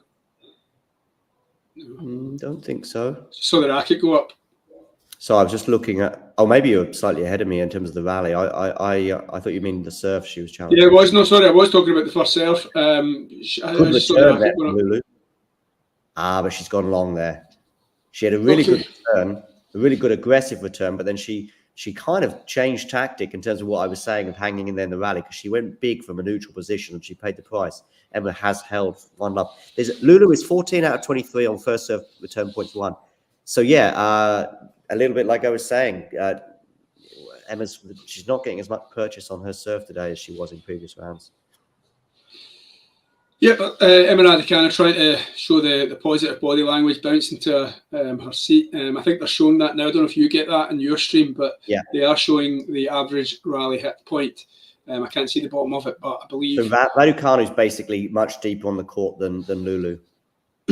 And Emma is a little bit more reluctant to come into the net. So, of course, if you come into the net a few times, that position on the court average is going to get closer to the net. So even if you are, although look, she's pretty close to the baseline. I think that is pretty. Oh, she's gone big on the forehand. Yeah, good chance. Opposite of everything we've been saying the last 3 shots, or the last 3. Yeah, I mean, Ghost pointed out, and it's fair play to Ghost. He said, I think the kind of winner count was much higher. Now, only from Lulu like 14-2 or something. But oh wow, I think that kind of falls into the unforced error category as well, though. Like Raducanu has been going for them and just not making them. Exactly. Yeah. Anyway, she got the first point here on the Lulu serve. She must have caught the line with that ball there. Yeah, and she's coming into the net, and she's won that point. But of course, she's coming into the net because it was a short ball. Yeah, Raducanu's not been to the net once. She's net averse, put it that way. Which years gone by, you'd be going like, you can't win Wimbledon from the back of the court. But that changed, I would say, Leighton Hewitt pretty much won the first Wimbledon from the back of the court in 2002. Federer began by net rushing quite a bit in the early stages of his Wimbledon career. I'm thinking 2003 in particular, but even he was playing from the back of the court by 2007, 2008. Yeah, I mean, just looking at Lulu Sun there, I mean, she can hit a ball, this girl. So fair play. Like I've been surprised by the power that she can generate. I didn't think I was going to see this. So because she's just obviously you've seen it yourself. She's managed to force Emma to net the ball. So she's not folding under pressure here. No, she's not. Oh, And that's there a we go lovely again. winner there. Lovely Yeah. angle she produced. Looking confident and looking like she belongs there. Oh, she's got Astonish written on her shirt. What the hell's that all about? Check out the sponsorship on Lulu Sun's shirt. I mean, I think it's just a coincidence, but if not, it's an incredible troll. She's got Astonish in a blue. No way. Now that is funny. And she's held. Is that what Ghost is referring to? Yeah, look, he's also making like a little bit of fun about the astonishing. No, I think he's referring to Judy Murray. Okay. But 1 game all and comfortable hold. You thought she might feel a bit of pressure there with the way Emma held for 15-30. Lulu Sun, Astonish. Okay, I'll talk us through this point while you look up. Yeah, sure. What? So Raducanu serving at 1-0, set down, goes down the tee, and a block return goes long. Look, there you go. I'm going to share the picture on the screen. Can you see it? So what is Aston? No, that's Aston. Oh, it is. It is. I was. Yeah. Okay. So is that a company? That would be a brand of some sort, yeah. Probably a bank or something. I don't know. Have you looked that up? No, I've only just noticed it, but I can look it up. John, I think you need to tweet that out and Talking Tennis in case nobody else has noticed it. Well, yeah, I think you're right. Thank you for the tip off. Astonished, they do oven and cookware cleaning. They do like your spray, the spray that you clean your kitchen with. Hey Jamie, how are you? Hello. Hey guys. All good, thank you. How's it going? Yeah, not too bad. We just noticed. Go on, expand on that. Astonish, sorry again for me. This brand that are sponsoring Lulu Sun. So Jamie, you'll obviously be well aware of the battle over the word astonishing over the last 24 hours, and Judy Murray and Raducanu's opponent, John has just noticed, is wearing an Astonish label on the front of her shirt. And we were like, that's unbelievable trolling. And then I just Googled Astonish, and it's actually a brand, basically the company that makes all the like kitchen and oven cleaners and stuff like that in the UK. So, yeah. Oh, it's a British company, is it? It's Astonish. Yeah, I think so. Okay. Yeah, because I think I've got some of their stuff. When I see the bottles, when I've seen the bottles, I'm like, oh my god, right? Okay, we've got that kitchen cleaner. So I'm about to send. She's wearing a cleaning brand on her shirt. A cleaning brand. Yeah, but the most intriguing thing is the word "astonish," given the whole fallout with Judy Murray and all the rest of it. Yeah. How is it? I haven't seen it so far. Actually, how's Emma's wrist looking? It's something I forgot about, to be honest with you, in the midst of sort of a fairly tame first set from Emma. Well, we started off by thinking, is the wrist maybe a factor? Because she started off terribly, like 3-love. In fact, she was 3-love down within 10 minutes. Is it the right wrist, by the way? I'm guessing it is, bearing in mind she's a right-hander. And that last rally I was just actually honing in a bit more on it after you highlighted it. I thought about it in the first couple of games and then forgot about it in the midst of a million other things, as I see Shane Leonage, data-driven sports analyst, and his hoodie in the Lulu Sun team. I think we'll only find out really at the end of the match. I guess there'd be some stats about her speed off the forehand side and how much topspin she's creating today compared to other matches. But the forehand has been an issue today, but there's probably been every single part of Emma's game that's been an issue today, to be honest with you.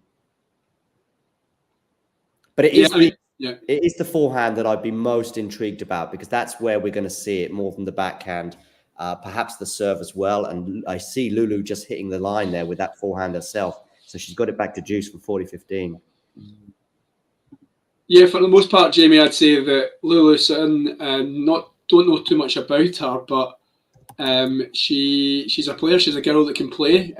She's actually really powerful. She's been dictating most of the points, and she's been the better player.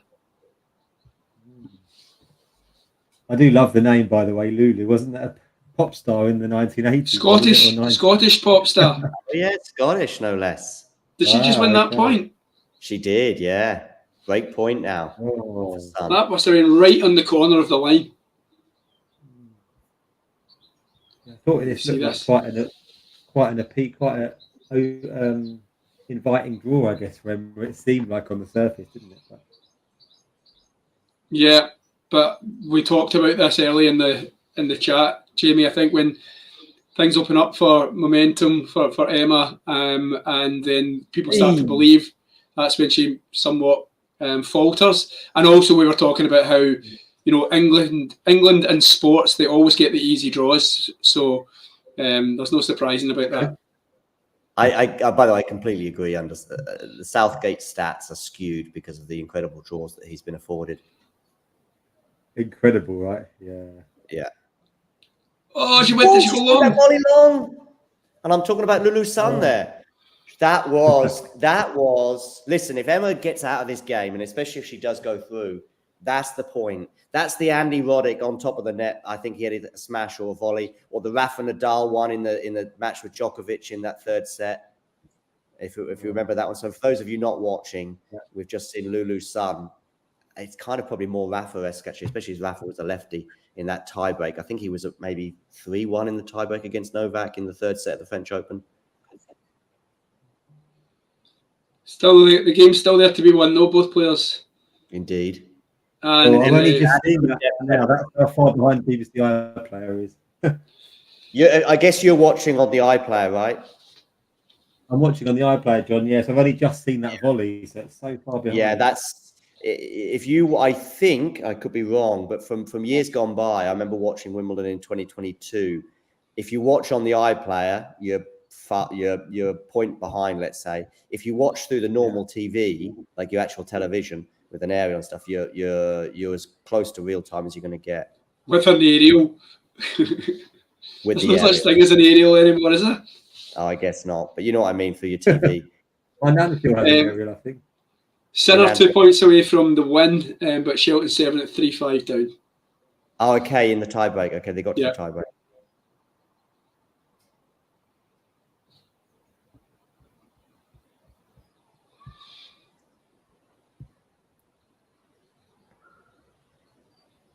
So we're at juice here on the Raducanu stuff. If you use a betting stream, then you'll be pretty much with Tom and I. That's what I'm doing. I'm doing it on Bet365. So I'm watching via Amazon Prime in Germany, and they're pretty good. We've got a game point here. Raducanu pushing Sun from side to side. Yeah, I mean that's a classic move by Emma to serve out wide and then get it picked up early down the other side. So it's worked for her before, and it gets her out a bit of a jam there. Thanks, guys. Yeah, I'm up to date, by the way. Now I'm on the Bet365. Yeah, I didn't realize you had the option. That's great. Yeah, you'll be with basically both of us. And is that Emma held? She has clenched fist. Sinner 2 points away this time with the ball on his racket. So he's serving with. In fact, Shelton's just got a mini break back because it just went 5-all on my screen. Ashley's watching on that pretty niche channel of BBC One. Yeah. In the comments.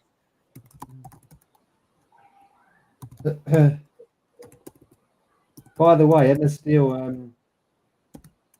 in terms of the odds to win the match, they're both 11 to 10 on, which is quite surprising. Are they right now? Yeah, because they're on serve, but she's a set down. So she would have been the warm favourite before. I see that Shelton now has a set point, by the way. So he was 3-5 down, and he's now 6-5 up on his serve. That's not even updated in my live score stuff. So there you go, the live score stuff. But I'm seeing it from Henman Hill, at least a camera on Henman Hill. I'm not obviously on Henman Hill. That'd be nuts. Murray Mount, do you know what I mean? Oh yeah, Murray Mount. Yeah, that doesn't work. Doesn't have the same. Nah, it doesn't. I mean, I'm not. I have no preference between either player, but Murray Mount it sounds like you're stretching a bit. Yeah, it was a bit, a tenuous link to Andy Murray. I suppose that's what they were trying to do. I've seen Ghost saying Sinner lost 2 serves in a row. So does that mean Oh no, Shelton's serving now with. All right, so Shelton's got the ball in his hand, right? Okay. Keep up, Tom. I found out something interesting about tennis tiebreaks yesterday that somebody will need to explain a little bit to me, right? I thought, like in a tiebreak, they would swap sides like after every 12 points. Am I right in saying that? So they swap sides in a tiebreak after the 12 points. Yeah, 6 and then 12 and so on, 18, whatever. But is it 6? So at 3 all they change. Yeah, even if it's first to 10, yeah. Right. So then, right, fair enough. Then that's totally changed because it was just because they changed at 15 all in this Zverev Norrie match, and I was like, why have they changed there? Yeah. So right, it's not 6 all. They change it. I'm being a dafty. Never mind. Yeah, they change every 12 points basically. Yeah. So obviously 15 all is 15 all. They would have changed to 15 all. That doesn't make sense. That's what I'm saying. They changed to 15 all. Oh, okay. You know, 15 all is a number divisible by 6. Yeah. Every 6 points. Yeah, so they would have. Yeah. You change it. 6, 12, 18, 24, 30 points. Right, got you. Yeah, fair enough. Okay. Yeah. I think I was just coming from it that I thought they changed it 12 points and not 6 points. Jamie, just a quick question. Are you using your microphone, Jamie? What? I am, yeah. Can you hear me? Yeah, just sometimes it's a bit muffled, that's all. Okay, I'll just bring it forward a bit more. It was 17-15 that tiebreak, right? Norrie and yeah, I think so, yeah. Yeah. Because they were talking about McEnroe's famous one about being 18-16 on the BBC, and they were talking about was that the longest one in history at Wimbledon. Oh, 17-15. Oh, by the way, Sinner has saved a set point, so we're 6 all in that tiebreak. Well, I think now my tennis thing's ahead of yours because I'm seeing Shelton is 7-6 up in that tiebreak. I'm just looking at the Wimbledon website. Oh, it's 7 all now. There you go. Okay, Raducanu has got a chance here. Yeah, 15-30. Oh, 15-30. Yeah. Oh, a sniff, Jamie, a sniff. A sniff. Yeah. A bit more than a sniff. You think this is more than a sniff? I think it's a sniff. 15. A sniff is 30 all. No, it depends how desperate you are. Well, it's 30 all, guys. So how desperate are you, Jamie? Yeah, but like if it's 30 all and the other guy's serving for the match, that becomes a sniff. If it's 30 all in the first game of the match, it's not a sniff. If that makes sense. No, 8-7 to Sinner. Sinner match point. Yeah. Yeah, context indeed. Sinner match point. 7-8. Yeah. Okay, players rallying here.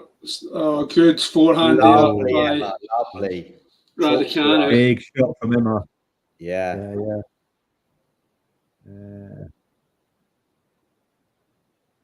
Break point. Has she had any break points, guys? No. Yeah. She broke serve. Sorry. Yeah, she broke. Because she only won 2 games in the first set, but one of those was a break. She was a double break down. She gets one of them back, 3-2, and I'm thinking, here we go. But then she loses the next 3 games in a row. Okay, second serve. This one nets the first serve. Shelton's got a set point now. My goodness me, heart in the mouth stuff. Wow. Look at that return position from Emma. Bounced pretty low as she sort of gesticulated. Yeah, I think it skidded off the surface a bit. It's a bit unlucky, maybe. Jamie then, not holding back in his criticism. Terrible return. Good. I like that. I think she should have done better there. You'd have done better, would you, Jamie? Oh, yeah, for sure. I'd have made her play at least. You two have never been on a stream together before, right? No, I don't think so. Have we? So. No. We might have been, and I've just completely insulted you, and you were like, "Aye, we have been," and I've totally forgotten about you. Yeah. Are you up in Scotland, are you, Tom? Yes, as you can tell with my strong Glaswegian accent, which I do try and slow down a little bit for this channel, but then I get excited and forget. A bit like Ali McCoy, he tries to slow it down.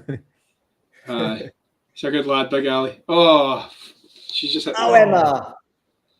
It wasn't God. easy, that one. I'm not going to chastise her too much for that one. It wasn't. She had to chase it down, and she was in trouble in the point, even if she did get it over the net, I think. Game point now, son. 9-all in the tiebreak between. Yeah, seems like we're missing all the action. Yeah, but this is a tense moment as well in terms of the match. Otherwise, like if this was like at a different moment, I might be tempted to switch over. But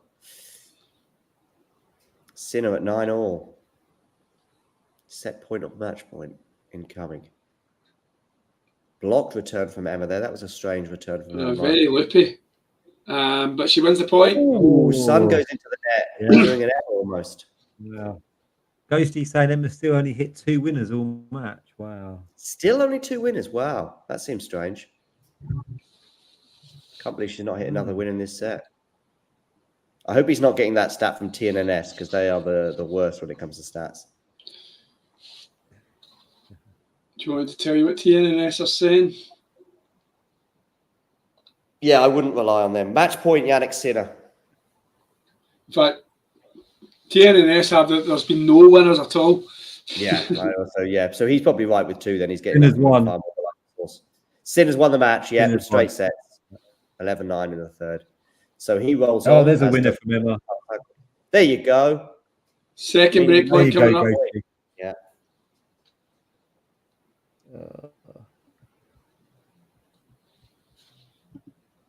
Okay, big moment. Match is just over an hour long. Come on, Emma. Second serve again she faced last time.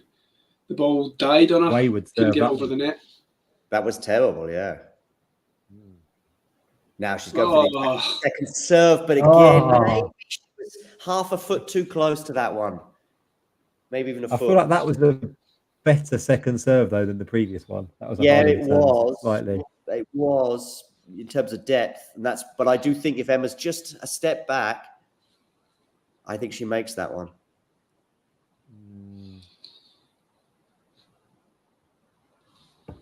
Okay, Juice. Second serve.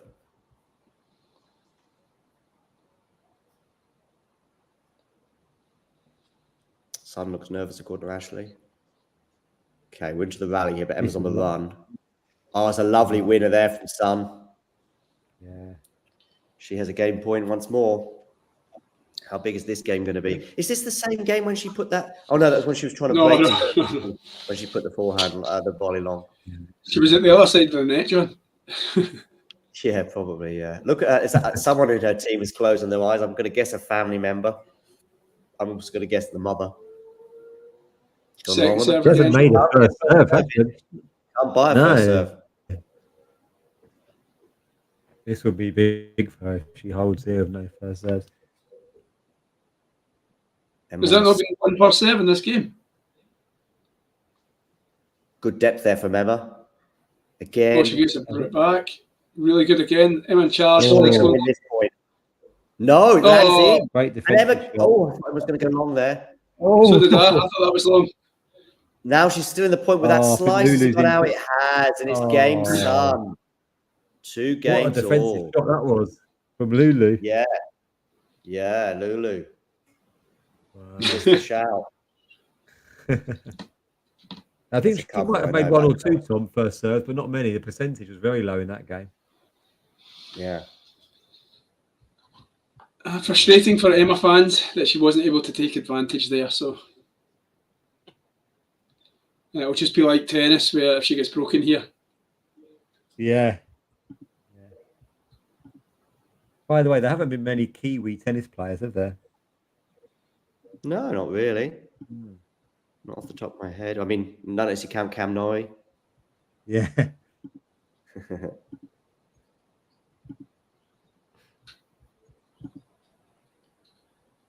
Pretty even match this, though. So some decent rallies in this. Players, it's definitely a decent tennis match now. I think at the start it was a bit slow, but it's actually picked up a bit. Yeah, agree.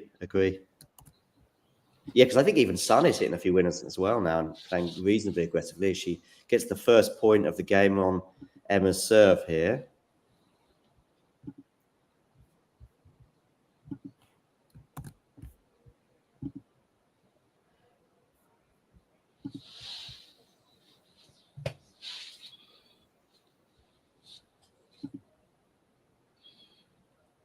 So serve in and goes long from Lulu's son, so 15-0. Have you got a Netherlands shirt for Wednesday, Tom? No, but I will be purchasing one, yes. Yeah, come on, the Dutch. Just get some orange. Just something orange. Surely the Dutch are going to put me out of my misery, surely. The only thing I would say is we've got two semi-finalists there that have, I mean, Netherlands in the group stage they did well against France and possibly could have won that game. But that aside, I mean, against Poland, they were uninspiring, even though they won. And then, of course, losing to Austria. I think it's got to be Spain's tournament, like, surely. I mean, if you look at it, Spain, France, England, and the Dutch being in the semi-finals, you would think, oh, they're 4 European powerhouses. Yeah, I know. Yeah, you would think so, but it hasn't felt like that. By the way, Son there, huge return. Net approach points 1. She's big on that one. Nemeth only has lost both points when she's come to the net. But anyway, look at that. Now, that's aggressive tennis. Yeah.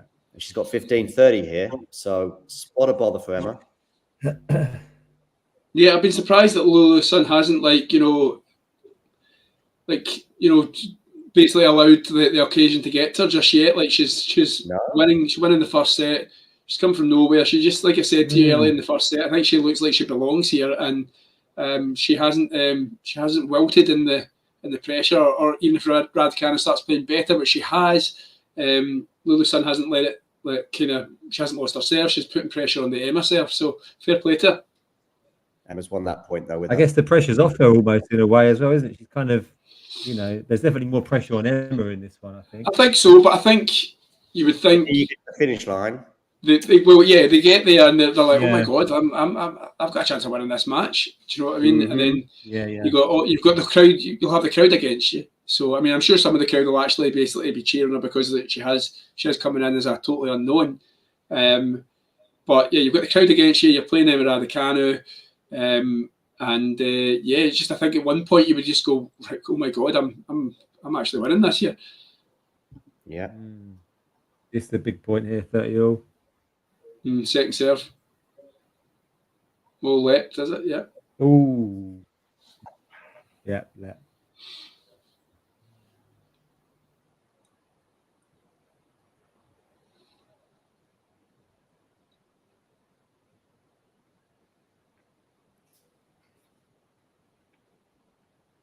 Okay, so we're into a rally here. Raducanu forehand cross court. That one's going long. No, it's not. Raducanu in control at this point so far, but as has been the case, Lulu's son starts fighting her way back in it with her defensive work, and she is pushing Raducanu back here. Oh, good winner by Raducanu. Great shot. Great shot. Shot of the match. Yeah, definitely. She was in trouble there, Emma, because there was good depth from Son. That was a really difficult shot to hit technically. Not that you'd understand that, Jamie, but just dig it. It's just dig after dig, Jamie. It's just dig after dig. Don't worry, I get it as well. Yeah, but I've known Jamie 15 years. 16 years. 16 years this September. Yeah. Been a long time. Yeah. That was when United were ruling Europe. Have you ever ruled Europe as an Arsenal fan? You can't include we did win the Cup Winners' Cup against Parma. Yeah, that's not ruling Europe. Who scored in that? Alan Smith? No. Yeah, he did. Alan Smith 1-0. Yeah. Told you I'm Champions. I told you I'm Champions League level, John. I told you I'm Champions League level. Yeah, you're not bad, but I'm sort of Real Madrid. You're occasional Champions League. You're like maybe Steaua Bucharest. You made a final once. Ludogorets or something. Who do you support, Tom? Well, I actually support a team called Falkirk in Scotland. So they're a small provincial club. Yeah, we know Falkirk. Come on. Outside of Glasgow. Yeah. But I do commit my kind of most time to following the national team. So I was over in Germany for for a week there at the Euros, which the only low light of the whole trip was the actual football. So yeah, for my sins. I think Jane was in Germany too. You were in Berlin, weren't you, for a second-hand match? Yeah. I think the whole of Scotland were there actually. Still, I think yeah, we were there last week in Berlin, and the place was still just full of Scottish fans. And you guys, yeah, I think you've been out about a week. Yeah. yeah. Some people say they were out after 10 minutes against Germany. No. The Raducanu's got game point. Another battle. Oh, she's just absolutely topped one. She's blown it, isn't she? Yeah, I mean, every service game, it's been a battle for her. I can't remember a service game where she held comfortably, and that's been the issue. Lulu Sun's had a couple of those comfortable holds, but when you're fighting for your serve every single time, it becomes an absolute slog. But this is the first time I'm watching Lulu Sun, and I'm getting the impression she's a bit of a counter puncher. Yeah, well, counter puncher. I would have said, yeah. I think we said that, but then Ghost was arguing that she's got more winners than Raducanu, but we were saying though that's maybe because Raducanu's throwing in all the unforced errors when she's going for the winners, whereas Lulu Sun's maybe been more consistent in this match. He also said Emma's been playing rubbish, which suggests it's on Emma's racket. So, well, that one had plenty of topspin. Raducanu gets it back. Unforced error this time from Sun, and we have held serve for Emma. Yeah, it doesn't seem as if Sun likes the loopy ball. Did anyone notice that? Like, as soon as Emma throws in one of those loopy ones, Sun struggles. It was the first round when Emma suddenly in the second set started throwing in a few moon balls, which is obviously an unusual tactic for someone so aggressive, and especially on grass. Oh no, does Ben double fault? Because I'm just looking. I know Sinner's the match point. Yeah. Oh, nightmare. I'm watching a second serve here, and I can't believe they would have played the first. Yeah, he does. Yeah, went quite big on the second serve. Oh no! Clipped the net and went long, and so yeah. But I'm just going to pop away for 5 minutes just to check in my son. I'll be back in a second. All right? Yeah, see you shortly. T-Cobb saying, John, that not watching a cinema match again. He's involved in rituals. Not watching a cinema match again is involved in rituals. Oh, interesting, T-Cobb. Tennis is brutal unless you're power. Okay, very, very interesting comments there from T-Cobb. Emma gets lucky, says Ashley. I'm still sending a tweet. It's been taking me like 20 minutes to send this tweet. Do you call it Twitter still, or have you come over to the X party? I mostly call it Twitter, John, but I have noticed myself say X 1 or 2 times now. It's kind of okay. Yeah. No, I still call it Twitter. It's just I can't help it. Well, they're still tweets, aren't they? So. Yeah, that's right. Yeah, I guess X would like us to say posts or social media posts. Yeah. I think I've got quite a bit of lag on mine today. I'm not sure why. But... You got quite a bit of what? Sorry. Of lag on the. I think you're hearing me a few seconds after I'm speaking. Oh yeah. I noticed that. Yeah. By the way, I saw Nick in at Wimbledon last week on court. Oh yeah. He said that's great. For long or just a few minutes? Just for a few minutes. He was. I noticed him sat sort of quite. He was just behind the Kokinakis player box. He was just behind Leighton Hewitt. I just saw Nick out of the corner of my eye. Yeah. So it was a coincidence you sort of bumped into each other in a way. Yes. Yeah.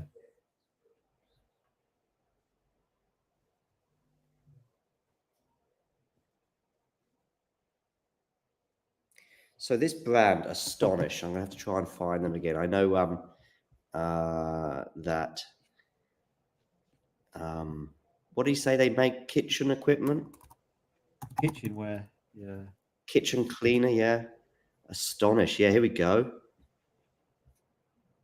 Let's go on astonish.co.uk. So it's a British brand, it looks like. Kitchen cleaner. And you can buy some for the very affordable price of £1.35. Zesty lemon is one of their flavors. Got 3 game points here for some, by the way, if anything dramatic happens. Yeah, there you go, people.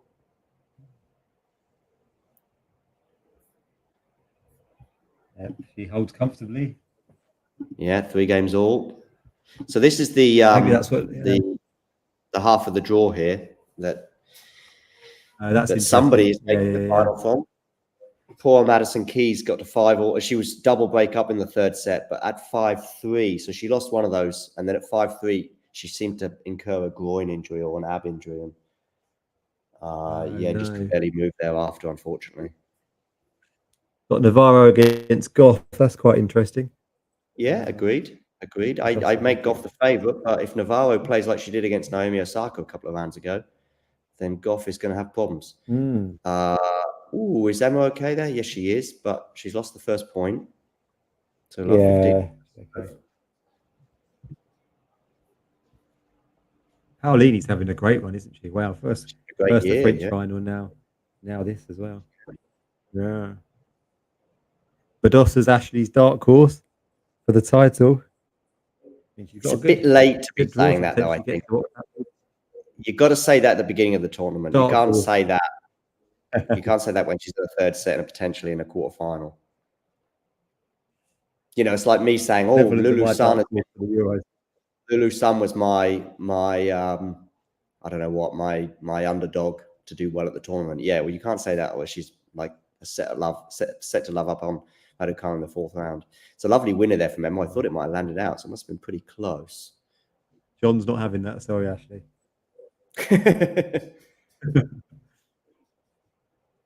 TT Cobb saying Coco the title. TT Cobb, by the way, please do hit subscribe if you haven't done so already. I think I had Coco for the title in my bracket. So I thought did you really? Yeah. Oh, a lovely drive winner there from Sun. I mean, basically 2 perfect shots from her. The return of serve was excellent, and then lovely putting that. I felt the nerves for her as that ball was flying through the air, but she took it out of the air with aplomb. Knocking on the Raducanu serve again. Yeah.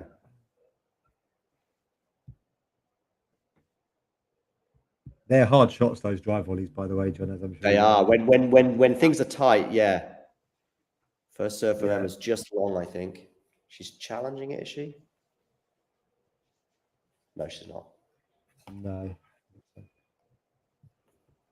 Oh, thank you, TT Cobby. He subscribed 4.5 days ago, which is quite specific. Good first serve there from Emma. 30 all. Yeah. Come on, Emma. I think it's a good job she's serving first here, actually, right? Because she's struggling a bit more on her serve. If she was behind in the scoreboard, it always kind of adds more pressure, doesn't it? Agreed. Analysis. Hashtag. Yeah. You don't get that on the BBC. You don't get. You have to pay the big bucks for that, John. That's why I'm here. Yeah. What have I missed? Anything? Not really. You've seen me looking up a few products from Astonish online, seeing what they got to offer, including a zesty lemon kitchen cleaner. That's the one. That's the one I have. The zesty lemon. That's the one you've got. You actually even had it in your own home. Oh, nice. Wow. Missed a great drive volley from Lulu as well. Oh, she's got a break. Another one. Has she got a break point? Has she? Yes, she has. Big moment. Badosa and Vekic warming up. Does that mean they've moved? I bet they've moved. I bet they've moved Badosa Vekic to court 1. So they are. That's what I'm saying. They're squeezing it in. Yeah. I guess it's only 2, 3, 4 games. So. That's it. I'm taking that as a win from me, John. Yeah, all right. Good for you. Right, big moment. Raducanu. Yeah. Is that? That was close. She's challenging. I saw chalk. I thought I saw chalk. You thought you saw chalk, yeah, but your eyes have deceived you already once when you thought it was in, and it landed about a metre out at the end of the first set. So I thought I saw chalk as well. Oh, John, no, that's out. No chalk. John, you're watching this on a big, massive 60-inch screen. I'm watching this on my phone. Yeah, but either way, I think Tom's maybe got some astonished cleaning material in his eyes. Aye. Here we go. 30-40, second serve. Lands in, which is the most important thing, I guess. Can't make any errors. On the forehand, of course, of the lefty. That's that whole lefty combo. We're going to the backhand of Emma, but now on the forehand, despite her change of direction. Emma goes big there, but she's in charge of the point. Yes. Again, and it landed in. That's 2 big shots there from Emma. Risk taker. That was big.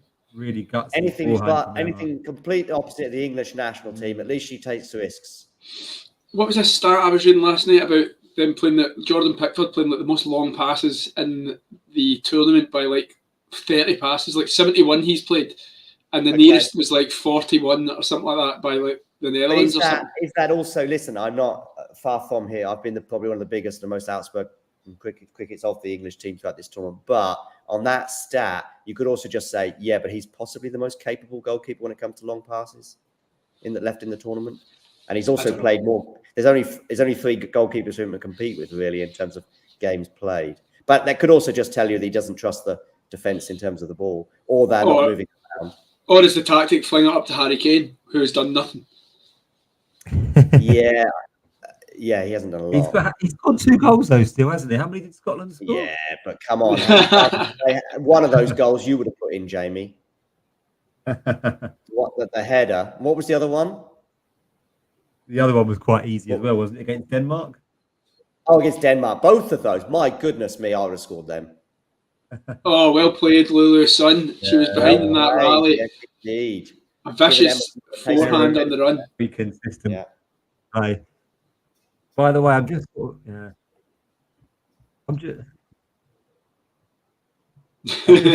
Could you imagine Lulu's son against Tatiana Maria? What that might look like? I think she's a bit more aggressive than Tatiana. I mean, listen, Tatiana's got her own unique game, but it's not like we've got 2 slices and dices. I mean, Tatiana just slices everything. Another friend of the show as well. Another friend of the show, yeah. Oh, good first serve there from Emma, but it's not one at the point.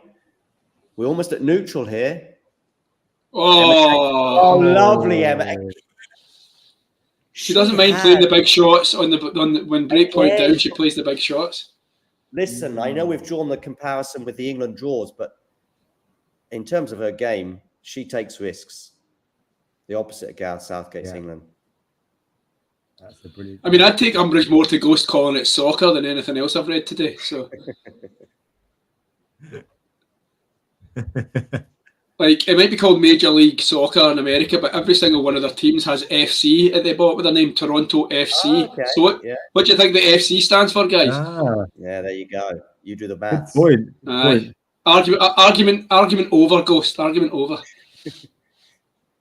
Emma, well done, Emma Raducanu. Wow. Oh, aggressive again. Yeah. That. But that one had to be hit, to be fair. But whereas the other ones was a risk take, I felt a bit more. It is refreshing watching this style of tennis, isn't it? After sitting through England. Very refreshing. Almost as refreshing as a lemon zest kitchen cleaner. So what would you say kitchen cleaning? I'm still writing this tweet. So they make kitchen cleaning equipment or something? Yes. I mean, you've been on the website as much as I, but what they tell me is... I couldn't see an absolute description. I was looking for an about us, but they don't have an about us for me to copy and paste. It says, Astonish Cleaning, home of the great British sparkle.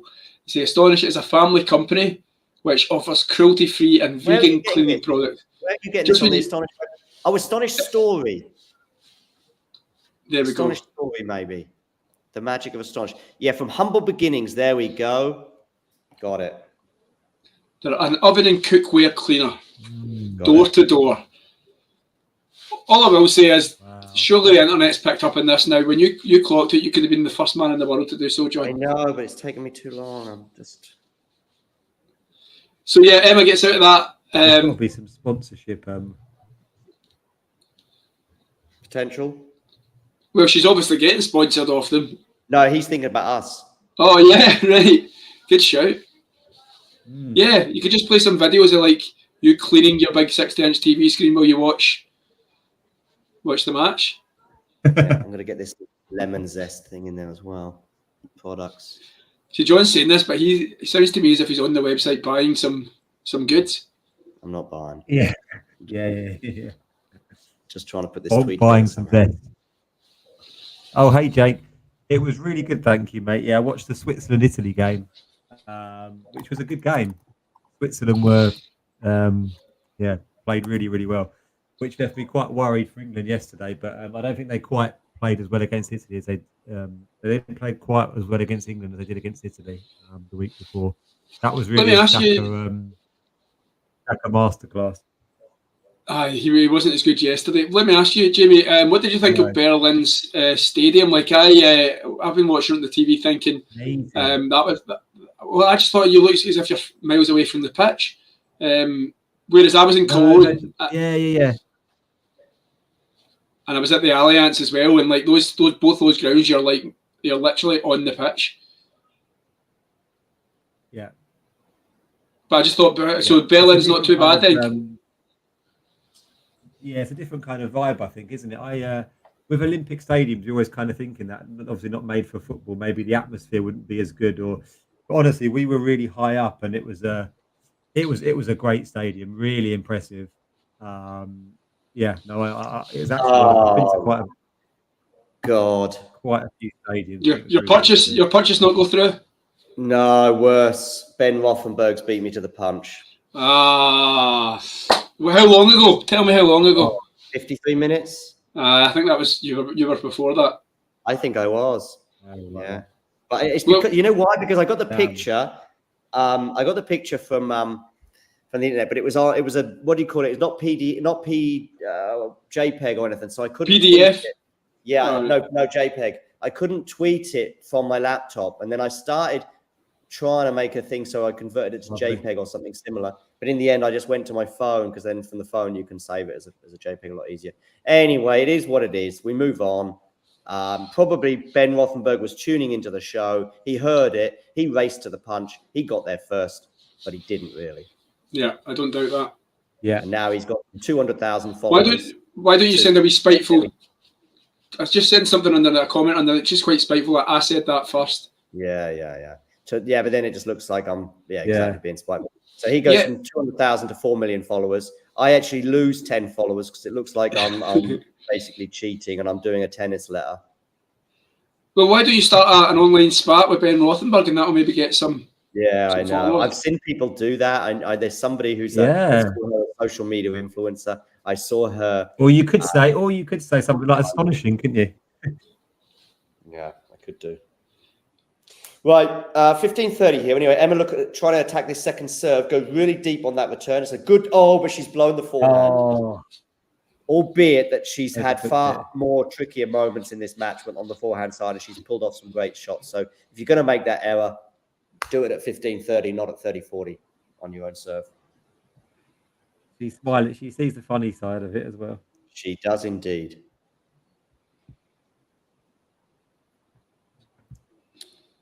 Oh no, I've not had my microphone plugged in for this entire show. We can still hear you, mate. Yeah, but not as crisply as I'd like. Anyway. He was digging you out a minute ago, Jamie, about your mic quality. Yeah, I was. Sorry. I know. Yeah. Pot kettle. Yeah. Okay. Game point for Lulu Sun, and then the pressure jumps back onto Emma. 40-30. Yep. Make sure to give, by the way, Tom and Jamie a follow on social media on at Tom Grant Journo. Are you at Jamie90 or Jamie J90? I am, yeah. Thanks, John. Lulu Sun has put that forehand into the net, and we're at deuce. She's looking pumped right now, Emma Raducanu. She knows that a break here, and she could be serving for the second set.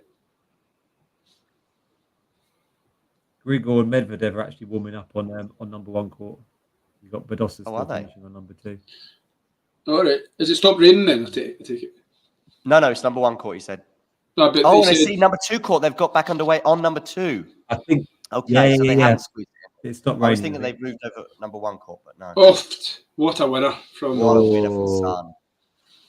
That was big. That's maybe the first winner I've seen her hit, potentially. Oh, no, she did the drive volleys as well. I've seen her hit about 20, Jamie. In the time that I've been here. Maybe not that many since you've been here, but half a dozen, I'd say. Yeah, Can't 2 or believe 3 5 volleys for a start. I'm still on the Astonished website. Well, be astonished, ladies and gentlemen, because she's held serve, saving a break point, I think, en route. No, she was at 40-30, tell a lie. She was at 15-30, then 40-30. But anyway, she's held, which is the most important thing. So at 4 games all. So now the pressure's back over to Emma. 54 minutes this set's been. Yeah, I know. Just shows you it's just been a lot of juice games, isn't it? Wow. Yeah, a lot of juice games, a lot of valleys.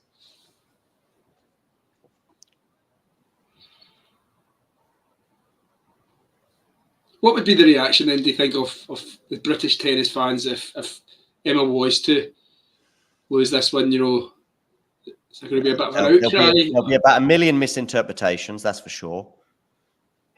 You know, what a winner return. And I bet none of them will include Lulu's son in their explanation, if you like. They'll be so deep in the whole Andy Murray thing and Judy Murray thing. There'll probably be lots going on there. They'll be citing injuries. They'll be citing pressure. They'll be, you know, the people that will defend them will be going nuts. The people attacking her will also be going nuts. And in the middle of it, Lulu's son will be in the quarterfinals. Yeah, precisely. And yeah, she's in a bit of trouble here, isn't she? Yeah, a little bit. Oh, let off the hook there. Yeah. Let off the hook. 15-all. I think I had Emma going out at this stage, though, I think, on my bracket, but it definitely wasn't to Lulu's son. I can't remember who it was to now. You had Emma going out at round 4, did you? I had Emma going out in the quarters. 4th round, yeah.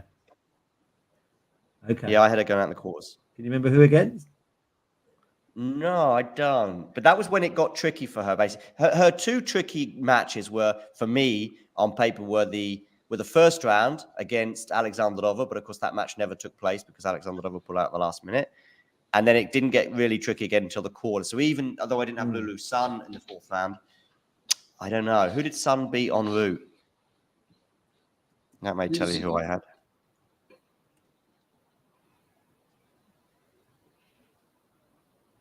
My internet's really slow today.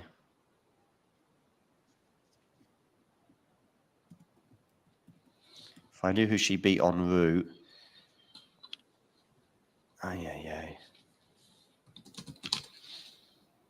Normally you just Google the tennis player and boom, you're there. Yeah. See all their wins or whatever, but... Did she beat Qin Wenjing? Here we go. Yes. Probably, yeah. That's probably who I had Emma beating as well in the 4th round. Of course, Lulu's son came to qualifying as well. And in fact, her first round in qualifying went to a deciding set tiebreak. And she won 10-6 in the deciding set tiebreak. Wow. Yeah. I mean, it's wide open, this. I mean... So the ladies' side is just completely wide open now, isn't it? Like, I mean, I know you guys not ever a real favourite. When we discussed this in the last one that I was on, if she was a favourite, but you know, who do you think is winning this for the ladies? Raducanu? Raducanu now, yeah, she's the favourite for me by some distance. It's just a matter of whether she can stay healthy. If she stays healthy, doesn't get sick, we know that she has had lots of physical issues in the last 12 months or so. If she stays healthy, she might not drop a set. Oh. You know, I can easily see her winning the tournament without dropping a set, but I can also easily see her having a bad hour and going out. You know, a bad hour physically, if you like, and then it really opens it up. And I guess Coco becomes the favourite, but I don't know. Coco never made a quarterfinal before. I expect her to make it this year. So. Just in the Badosa, Vekic, Badosa basically serving, but Vekic's got a match point. Ooh. Raducanu holds serve, well done. Nice one, Emma, 5-4. Ace down the middle from Emma. Yeah. Yep, 5-4. 50 odd minutes did we say? It's only 5-4 this set. Wow. Yeah, Tom said that about 5 minutes ago, Jamie. 5 minutes ago. What did I say? I wasn't even listening. What did I say? About how this set has been quite a lengthy one in terms of minutes. I did say that. Sorry, Jamie. Vekic has got it over the line. Well done, Donna. Oh. 6-4. Shriver will be she happy. is through, and I think she will therefore play. Donna Vekic will play the winner of Emma Raducanu, Lulu Sun. Interesting. I quite liked Donna Vekic before Wimbledon. Do you think she can go? I mean, I know she's in a quarter final. Listen, anyone amongst these players, and now given that Lulu Sun is a set up here, you've got to include her. Any one of these players, Lulu Sun, Emma Raducanu, Donna Vekic, Jasmine Paolini, Emma Navarro, Coco Gauff, any one of those could make the final. And normally you'd go, yeah, but this, and of course Lulu Sun would probably be the one that stands out, but Navarro can beat Gauff. Sure, she brings the level she brought against Osaka. I think she does beat Gauff if she brings that level. Will she bring that level? Gauff has got a higher ceiling. Therefore, I expect Coco to win, and she's more solid. Coco against Jasmine. Coco's the favorite, but Jasmine Paolini playing the best tennis of her life. Vekic and Grass goes together so well. It's just great. Same with Emma and Grass as well. And Emma's got the talent to get to the final. It's whether she can hold everything else together, and especially health. Lulu Sun would be the outsider, but you're set up against Emma Raducanu. And you're in the quarterfinal and you're going to play Donna Vekic. Who knows? I was about to say, I thought that was a big moment, Emma holding serve there, but and I thought that was going to maybe change the momentum a little bit. But Lulu Sun has started this game really well. Another winner. From Lulu. I don't hit winners. Yeah. Jamie going. That's the first winner. Is that the first winner you've seen her hit this set, Jamie? First one since on 5 minutes ago. Yeah. I like the way you said. I think that's the first one she's hit, apart from all those dry volleys. I meant from the back of the court. Oh, yeah. Well, she's forced an error there. 30 love. Looking like she's feeling the pressure here, isn't she? Very impressive. I wonder how Emma is physically. She just looks like a little cough there, and it has been an issue for Emma at times since she's made her comeback from injury this year. I remember in the Australian Open where she was struggling there physically. Stuttgart, even though she'd played really well, she was winning matches in straight sets in Stuttgart, and she was telling everyone in the media afterwards that I'm struggling physically. And you're like, wow, really? You're only on court for an hour. Dimitrov is up an early break on Medvedev. You love? I remember that. Yeah. But she was doing so well in Stuttgart, and she pushed Swiatek, and we know how good she is on clay. And I know it was straight sets, but I think it was two very, very tight sets. Anyway, 4-5. Were you there? Talking tennis were there, weren't they, for that? Say again, Jamie? Talking tennis were there for that tournament, no? I was there, yeah. A lot of these comments were coming via the camera, if you like, of Talking Tennis. I mean, I can't take credit for it because it was just a press conference, but... Dimitrov, a break-up on Medvedev. Yeah. Very early days.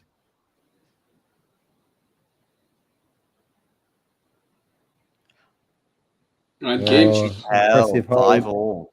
Yeah. Wow. She's looking... How old is Lulu's son, by the way? 23. Yeah. Is she? Okay. So relatively young. Jamie, you're talking to a couple of people who did their homework. Yeah. Prep. Yeah. Prep. Yeah, none of this winging it stuff. Jamie winging it J90.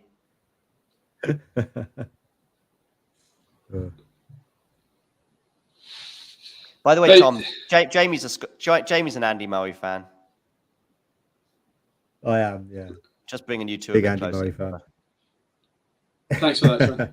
To be honest, I would probably say he's my this is quite a bit. You might be surprised to hear this, John, but he's probably my favourite sportsman of all time. Really? More than Emmanuel Petit. Yeah, Emmanuel Petit or Senderos, Theo Walcott, Flamini. Really? Almunia, just about pips Almunia, I think. Almunia. I'm just thinking of some sort of Senderos. Abu Dhabi, yeah. Abu Dhabi was good. He just never played. He was injured. Never played. He had all the potential in the world. Yeah. Lovely big forehand there from Emma. 30 love.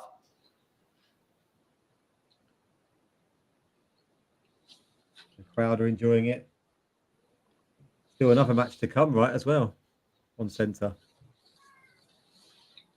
Yeah, Coco, right? Coco Navarro.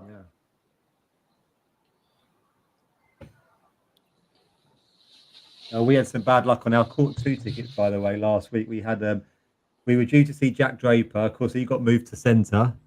Yeah. And then we were due to see Ons Jabeur as well, and she got moved to an outside court. That was so what did you get? Barry Cowan? We got Kokinakis and Felix, a bit of that. Okay, well, you saw some match. You didn't see the Rublev conclusion of the match then, but Komisanya. you saw some match points, right? But you didn't see the Yeah, conclusion. we It's saw well over 2 days, right? Komisanya. Komisanya was amazing. Oh, you saw the Rublev Komisanya match as well? Yeah. Okay, well, that was pretty cool. 4 sets, right? And you also saw the whole meltdown from Ruby hitting his knee and stuff. Yeah. But the Felix one, you would have seen match points that Felix didn't convert. And then, of course, although you didn't see the conclusion of the match, you know what happened, of course, the next day. And that sort of becomes part of the story. Ooh, 30 all here. Exactly. Yeah. 30 all. There's a really good vantage point. There's a really good vantage point on court 2 where you can also see the match behind as well. So that was cool. We also got to see a bit of Evans Tabilo on court 3, I think. Just change the tack slightly. When is Fritz Zverev? Is that tomorrow? Yes, definitely, because Zverev played yesterday. Yeah, Zverev played yesterday, didn't he? Fritz getting close to the quarterfinals again, like you did in 2022. That's 50-50, that one. Got a chance now, I think. Yeah, I mean, Fritz and Grass is a kind of a thing. I also think he's made some improvements over the last 12 months. I was starting to get worried for him at the back end of last year, thinking this guy's gone backwards. But this year has been quietly, maybe the results haven't been there, but when I've watched him, I've thought to myself, he's doing bad. Has she got some back injury issues? I was thinking that about 2 points ago. When it went 2 or 3 times in the last hour, not just the last 2 or 3 points, but I saw her about an hour ago thinking, no, did she just touch her back a bit? And then she just gesticulated to the team as well. I think, whether she'll need some treatment or not, we'll see. But she's 40-30 anyway for a 6-5 lead. Oh, weak. And she's held. Come on, 6-5. Yeah. But even if she wins this set, this has been a grueling encounter. And you can see why she pulled out the doubles. It's just so clear for me. I don't have and I think you guys have probably discussed it already, but I think that Andy Murray would have done the exact same thing early on in his career if he needed to. We said that, yeah. Bekic so emotional there at match point.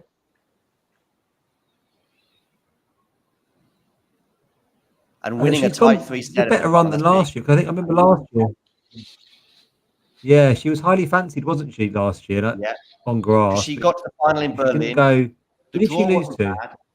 I don't remember. She went out early, though. She won a first rounder against Sloane Stephens in 3 sets, I think. And that was quite an epic one. And then she goes out in the second round, but I don't remember who to. But yeah, because that half of the draw, the eager half as it was last year, was so open. And that's obviously where Marketa emerged from. Whereas the other half had Sabalenka, Raducanu, and Jabeur. And I'm probably missing someone else as well. I think there were like 4 heavyweights on that half of the draw. Yeah. She lost to Marketa, I think, John. I think that's who she lost to. She lost to the winner. I had Kudermetova getting to the final from that half. But to be honest with you, it was just, I know someone on the Talking Tennis team. It might have been Jack, might have been Nick. Someone had her making the final last year. Anyway, Sun, 5-6.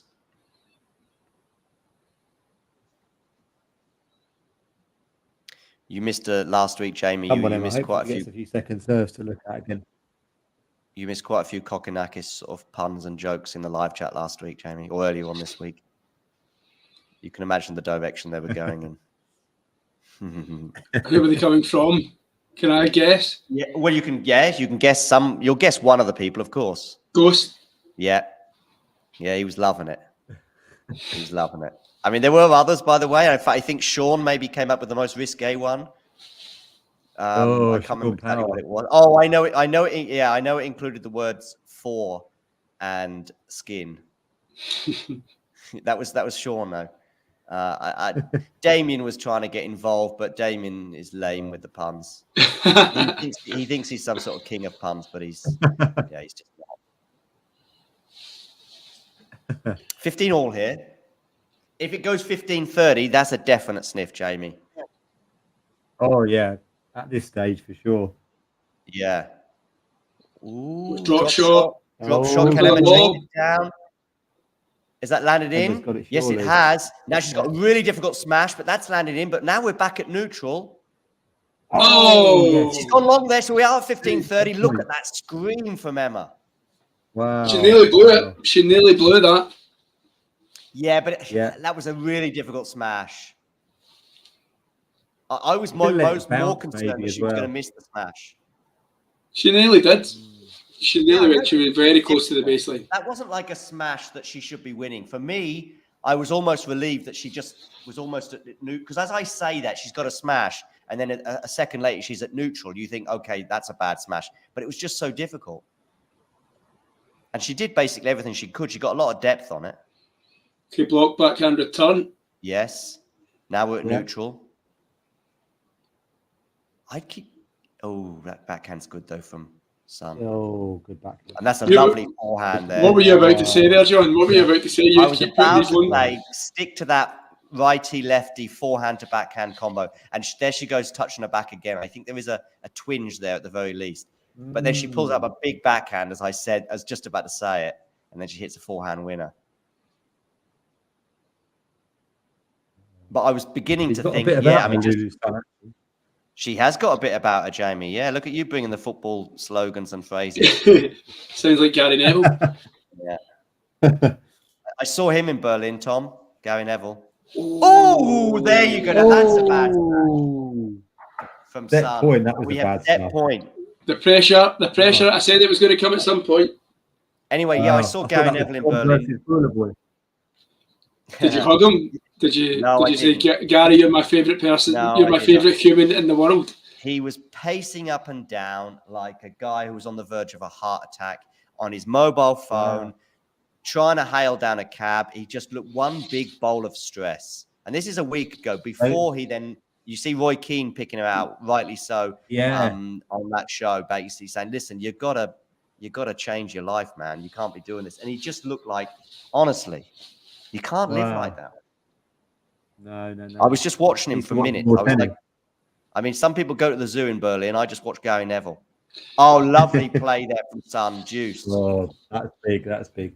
I saw Ian Wright and Roy Keane. They cycled past us. Yeah, right. Now that's what you're supposed to do in Berlin. Yeah. Cycle a bit, enjoy. Electric scooters. That's what it is. The electric scooters. Oh, you were doing the scooter thing, Tom. Yeah, I know. In Frankfurt, was that Tom? Fun. We did it in Frankfurt, and we got back from the Allianz Arena on the electric scooters via stop off at McDonald's. Jamie, you did that in Seville, right? I did that. What in Seville, forehand winner. Whoa, Emma. Set point number 2. Yeah. Wow. Yeah, I did that in Seville and in Berlin, up to Alexander. Oh, you did it in Berlin as well, have you? I still haven't done it at all in my life.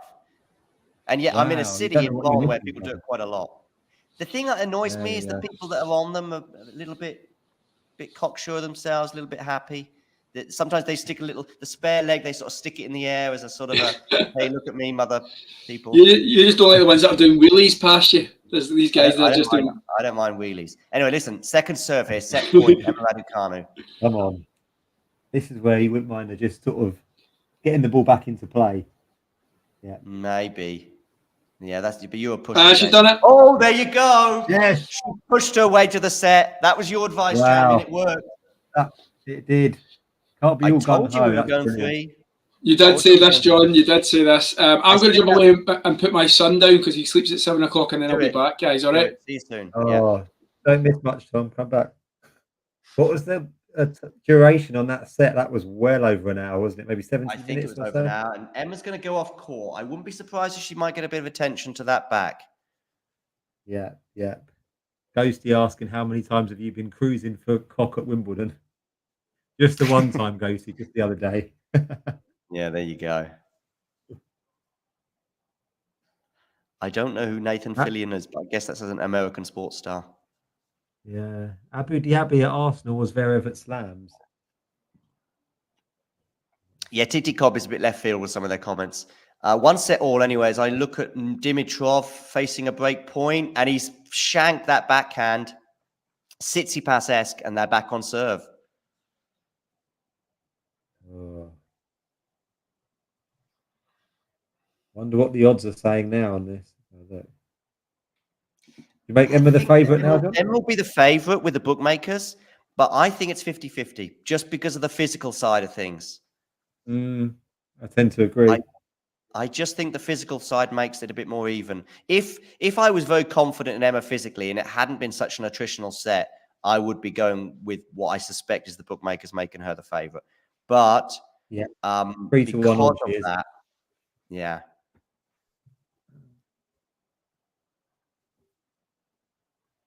So Tommy Paul and Bautista are starting their match on court 2, but if that's not straight sets, they probably won't finish in terms of the darkness. Because I think they can play 2.5 hours, maybe. Yeah, basically you can play till about 8:30, 9 o'clock, unless you're Caroline Wozniacki, in which case you want to finish at 6 p.m. Wozniacki was a bit of a pain in the proverbial against Leylah Fernandez. Basically, from about 7:45, she was like, "Let's go, let's get off, let's go. It's too dark," and it was fine. But disrupted Leylah in the third set. They moved to a different court, and as soon as they moved to another court, I knew that she was going to win. Wozniacki. Still, she lost in straight sets to Raducanu, winning just one game in the next in the match yesterday. So Karma. There you go, karma.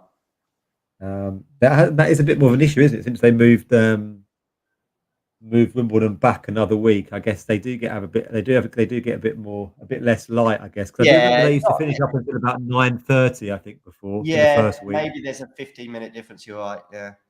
I mean, the Rafa Roger final is the classic, isn't it? That was basically finishing in the dark. Yeah. There's no doubt.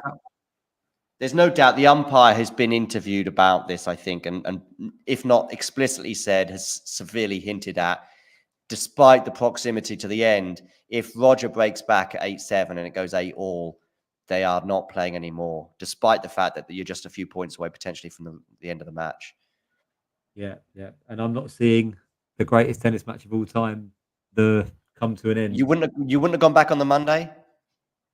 I don't know how they would have done it, to be honest. I'm not sure. Yeah, I'm pretty sure your ticket, given the fact that you might only be going to see 2 games, they wouldn't be selling fresh tickets. Your ticket would have been valid. True. Your ticket would have been valid. So is that just a case of whether you're going back the next day or not? I'm sure we would have done that. I'm sure you would have done, yeah. But it might have changed the dynamic and how we would have viewed it. I don't know. Have you watched the Federer documentary, by the way? I haven't watched yours yet. No, not yet. And I'm surprised at myself because a few times it's been there. And I've got Amazon Prime. It's there for me. And I'm tempted to just click on it a few times when I've been doing night shifts and stuff recently. But maybe I'll watch it tonight. I've got quite a busy night ahead, though, French elections. So. Okay. Yeah. When's there going to be an election in the UK, by the way? 5 years, I guess, the next one, right? Yeah, 4 or 5, yeah. Yeah. Do you vote over there for the UK election? No, I can't vote in the German elections, if that's what you mean. No, but can you vote in the UK? Can you still vote in the UK one? Yeah, postal vote. They don't that was where all the Reform UK vote came from. Exactly, yeah. Mind you, they did win some seats in Norfolk, didn't they? Quite near. I'm not sure if they did in Norfolk. Not my region, but they almost certainly would have done that. It's very reformy where I am. Very Brexity. Yeah. Where I'm from. Is that Jonathan Edwards, the triple jumper? I think so. Yeah. He's a reformed Christian in that he used to be he was like all doing the whole Bible bashing thing. He'd be on Songs of Praise. He used to have a Bible in his bag when he took it to like tournaments and stuff. And then just suddenly, without saying exactly why, just is no longer a Christian, but has not elaborated on it. Oh, wow. Yeah. So he had some sort of epiphany, but the opposite to what we normally expect. Where, yeah. He's a reformed atheist. Yeah, there you go. It's been a bit of a break now since the last point. Yeah, because Sun went off Doesn't- court as well. I think she's got this tennis ball with a smiley face on it. Some sort of good luck thing. Jonathan Edwards used to take a Bible at the court, or sorry, to the court, to the track and field events, and she takes a smiley tennis ball. I think it's a bit early to describe Dimitrov as a choke. I mean, if he was serving for the match, sure, serving for an important set, but 3-love up at the beginning of the match and losing your serve it's not exactly a choke. Were you surprised to see Iga go out? Bob is maybe, yeah. I was surprised to see her go out that early. I think, but I still don't really trust her on grass. I didn't tip her to reach I think I tipped her to go out in the semis. I think. Yeah, I forget. I had her going out somewhere. Maybe in the semis. Yeah, I think So I wouldn't have thought Putin Saber would have beaten her, but no. yeah, I mean, I'm guessing Putin Saber on the grass. The first set, right? Yeah, 6-3. Yeah. Win the first set and only win 3 games after that, I think, is quite surprising. Yeah. But yeah. Oh, Tom's off, is he? Yeah, I think he'll be back. He's just turned his camera off or turned the. I think he sent a private message. I think. Oh, has he? Oh, okay. Okay. Yeah. Yep. Okay, Jack. No worries, Tom. I'll try and stay as long as I can here, John. I'm a little bit because I've been on the move for about a week or so I'm quite tired. Yeah, no worries. If you have to go at any stage, I'm here to sail the ship home one way or another anyway. Okay. I mean, maybe Emma gets this done 6-1. Let's hope so. Yeah. How Lulu. Yeah, I understood the people tipping Iga to win the title just because, but the argument. I understood the argument and I was tempted to do the same, but it was kind of like, I don't really know and I don't really trust other players and I can understand that lack of trust. And she's the one who's going to be most solid and she's probably not just going to disappear and she's going to bring a level to every match and she can do it over 7 matches, we know. But I just didn't quite feel as though she was going to be the best player, 7 times in a row on this surface. And I wasn't surprised by her more last year. I think I fancied her more last year before she lost to Svitolina. Right? Probably playing better on the surface. I mean, she at least had a warm-up event last year. She played 2 matches, I think, in Bad Homburg before withdrawing from the tournament. But that gave her 2 matches that she didn't have this year. She was going to play Berlin, but she pulled out. And I understand her reasoning because she had a more arduous clay court season this year than last year, where last year, yes, she won the French Open, but she didn't win Madrid. And she sort of basically won those 3 tournaments back to back, didn't she? And now that's spread over 2 weeks as well, Rome. And I mean, you're basically 6 weeks out of 7 and you're winning those 3 tournaments, Madrid, Rome, and the French Open. And that makes that much more difficult to then be ready to go on the grass a week later, sort of thing. So she pulls out there. She could have done what she did last year, which is basically play 2 matches at Bad Homburg and then invent a sickness. Oh, Emma's fallen. Oh, Emma's down. Oh, yeah. She's shaking her head. Shaking her head as well. And it's the knee this time, I think. Yeah. She's shaking her head at 15:30 here. No. Or is it the ankle, maybe? Oh. The umpire's out the chair. The umpire's down. She's going to need some sort of medical attention. That's what all that nodding is about, I think. Yeah. Faces of Peacock concern. predicting it's bye-bye for Emma. I'm not sure if that's after the injury or before, but I don't know. He might be. TT God might be right. Although she's got up and she's walking okay, but seems okay. No, she's gonna have some medical attention for sure. Time out. I think the thing is, there's so many parts of the body right now that are obviously not. There's the back, there's the wrist, and now it seems like an ankle thing. Yeah. Let's have a look what happened. Yeah, medical timeout. Yeah. Oh, it's quite a bad slip, isn't it? And again, it's that roof closing humidity. Oh yeah, and it's not even like she was kind of like pulled out of position or wrong-footed. It was just she put a bit of pressure down and she just I mean, I think it could be anything from the knee down to the ankle.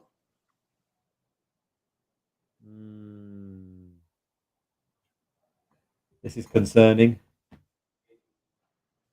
Mm-hmm.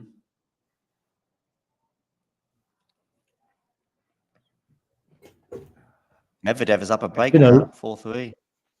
Oh, the choke continues. It's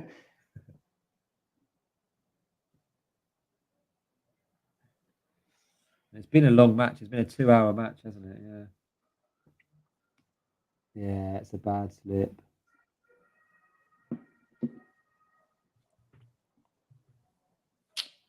They're laying out the Wimbledon towel for her.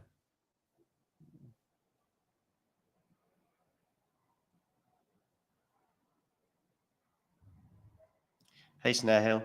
By the way, everyone watching, please do hit that like button on YouTube. Yeah. And if Snarehill you're new to the channel, hit subscribe. Yeah, Snarehill there. Teacob doubling down on the choke. Yeah, he's doubling down. So the attention she's going to get will be on the court. Yeah.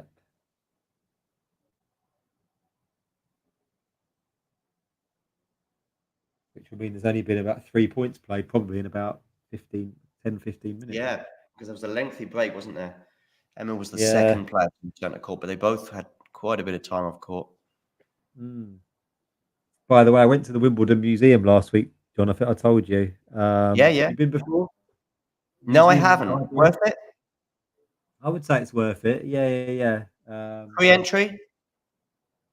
Free entry when there's tennis on. Yeah, when the tournament's on. Okay. So is it within the grounds of Wimbledon? It is, yeah. It's just below the shop, the main shop, and then you sort of walk downstairs. Okay. You've got the museum and the library. The library's got all the sort of old programs, newspaper cuttings from every year. Cool. Pretty cool. Did you watch on TV at least the Murray ceremony the other day? I did. Yeah. Yeah, it was emotional. Your favorite sports person of all time. Wow. I think so, mate. Yeah, just the way he. See, when I was watching tennis growing up, it was obviously kind of Henman mania, wasn't it? Tiger Tim, and I was drawn to that. You're old enough to remember that period. Yeah. I was obviously drawn to that, but I didn't really connect or really enjoy his playing style. Whereas when Andy came along, it was just sort of so different. And he's only a few years older than me, so yeah, I've kind of always followed him closely and really, really connected with his sort of story, the way he plays, his personality. So I would say so, yeah. I think she might have taken a painkiller, and I think the Achilles is an issue as well.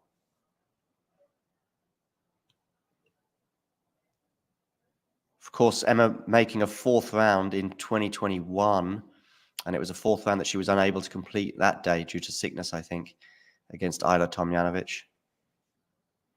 Would hate her not to be able to at least finish this match. Snarehill talking about, does the museum have a big statue of Novak, the greatest Wimbledon player ever? Well, technically, Snarehill, Rogers won more Wimbledons, right? Yeah, I think the greatest, at least for now, the greatest men's singles player would still have to be Roger. You've got to win more titles, basically. Yeah.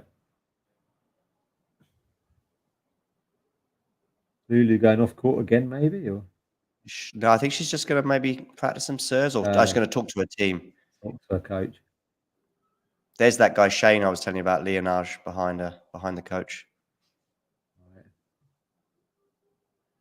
For those of you wondering why we're not commentating on the match, if you've just tuned in, Emma is having a medical timeout. She's having some attention to the back as well that was troubling her, I think, in the previous set.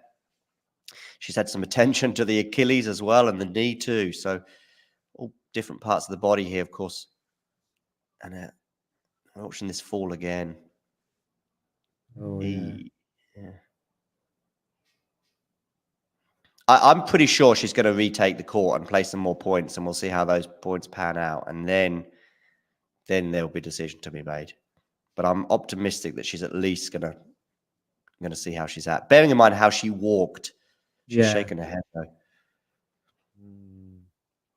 If she can at least get out there and try and play a few points, right, and see how it feels.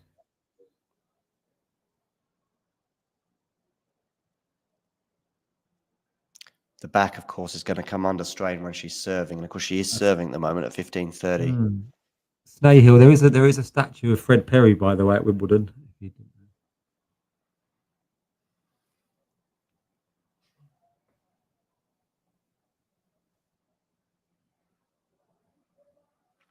know. Yeah. Carlos may win more than Novak, Ashley's saying. So he's got, what, 6 more to catch up? In terms of Wimbledon's, I'd be surprised. But Grand Slams, well, who knows? That's such a difficult one I'd to be predict. surprised if he wins more Grand Slams as well, John.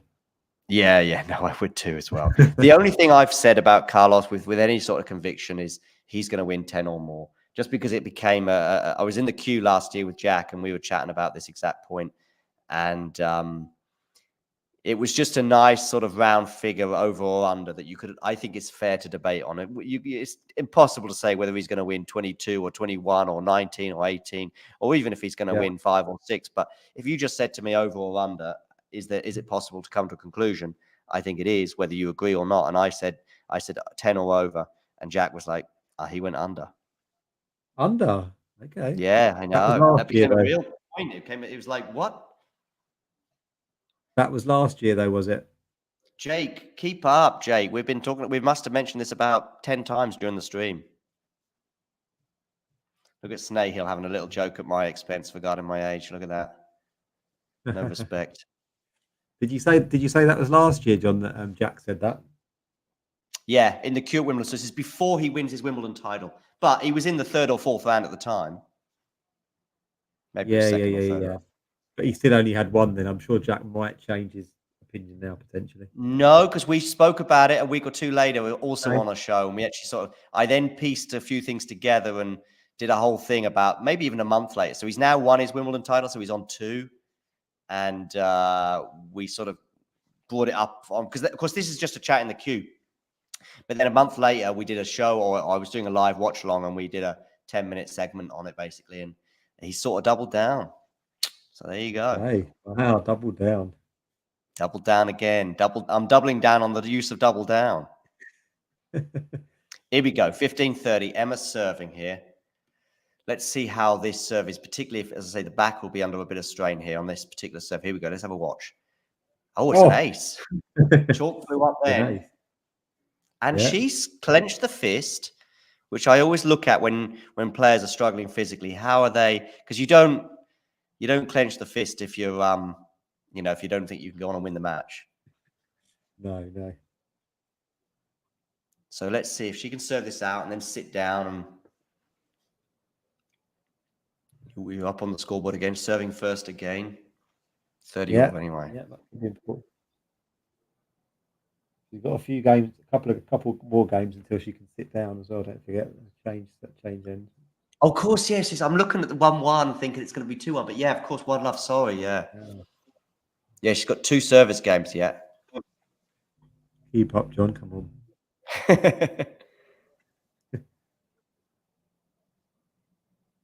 Second serve here. That was a pretty poor first serve as well. Yeah. It was way off.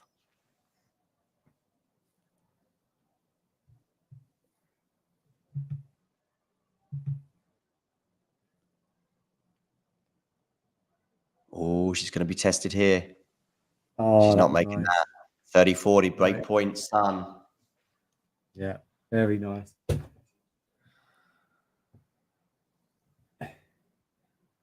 That's what Lulu's got to do, right? Move her around. But yes, Jake, it is Shane Leonage from Jabeur and Sabalenka's team, the data analyst. So, break point here, Lulu Sun.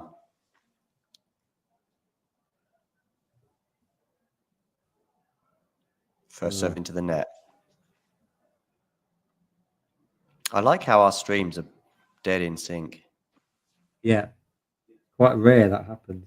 Very rare, yeah. Backhand return is good. She's going to attack this forehand, is she? Yes, she is. Emma on the run, and that's not something she'll be keen on doing, although she stays in the point. Now she doesn't, though. She puts the forehand into the net. One love. And now this physical side has been a factor.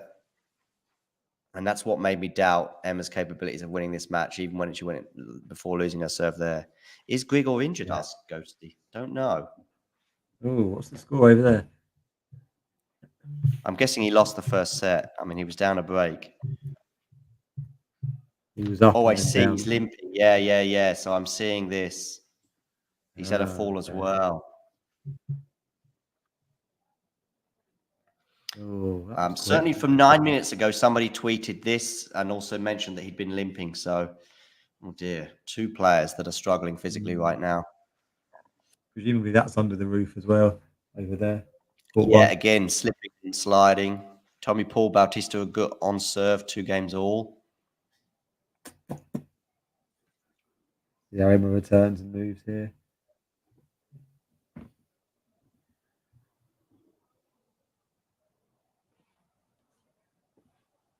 Lulu now an odds-on favourite to win. Probably taking into account the physical stuff as well as the break. Yeah.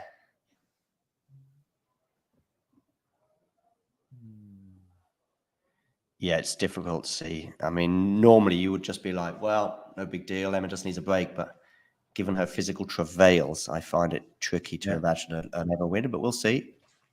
I think T-Cobb We'll see. trebling down on the choke. Okay. Even if he's injured.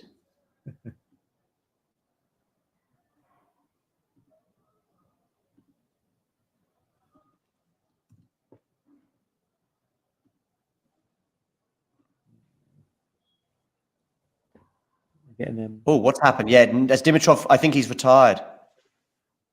Oh, I think wow. Dimitrov's retired. Oh dear. And he was up an early break. But I think he'd already been broken back before that fall occurred. In fact, he may even have been a breakdown when that broke. Lovely forehand winner there from Sun. 3-5 down. He's retired. Yeah. So Sun is the first player from New Zealand to reach the 4th round of the women's singles in the Open era. There you go. Well, we couldn't think of another New Zealander, could we? Apart from Cam Norris, he said.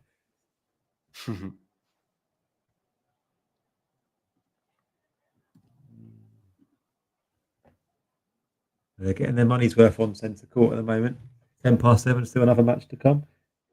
Yeah.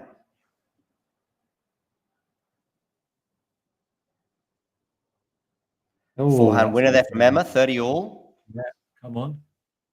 Sniff, I think we're in sniff territory here, John. Sniff, I think. Sniff, oh, okay. Yeah, maybe.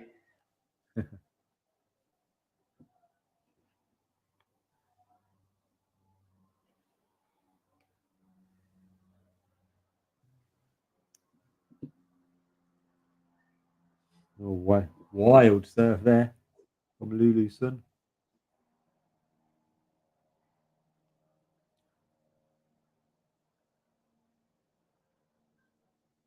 Oh, that's big.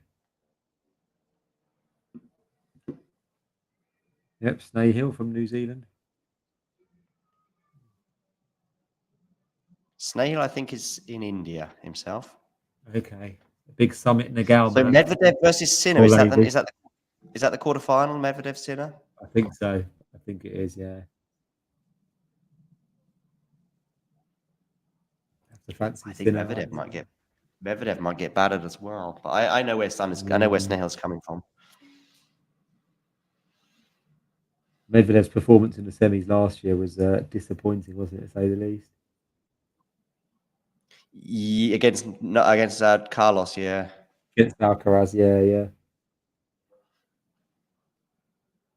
Oh, lovely winner off a slice then. It's 2-love. 2-love. Right, on that note, John, I'm gonna get off, seeing that game out. Yeah, all right, Jamie, no worries. Take care. Nice to see you. Cheers, guys. You too. See you. Bye-bye.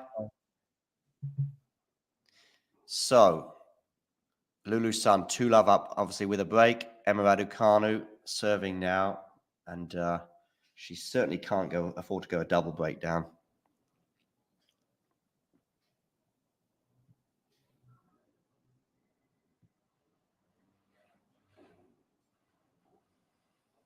Let's see how she gets on here. Down the tee, it's a good first serve. That's 2 aces now in the last 2 games since coming back from the fall.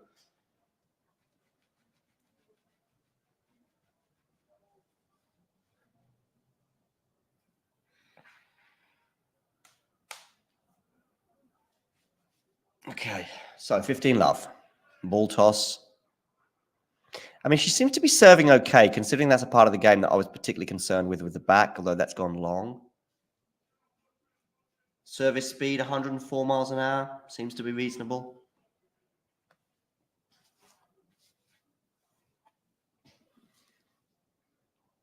Decent return now into the rally, but Emma gets good depth on that forehand. She goes big on that forehand.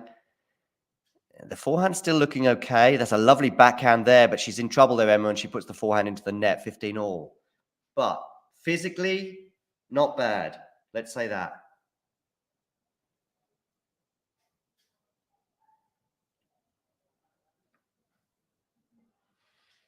For those of you on YouTube, please do hit the like button and hit subscribe if you've not done so already.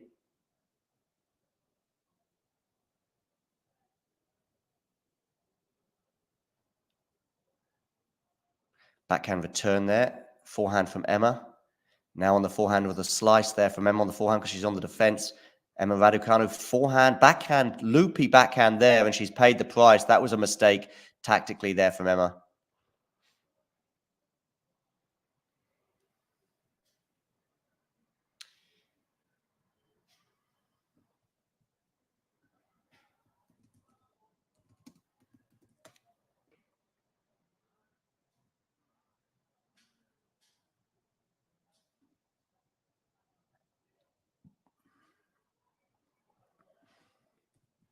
Djokovic, Runa, of course, tomorrow. Just wanting, that's scheduled last, I think, on centre court. So that'll be the sort of night match. Good first serve there from Emma. 30 all.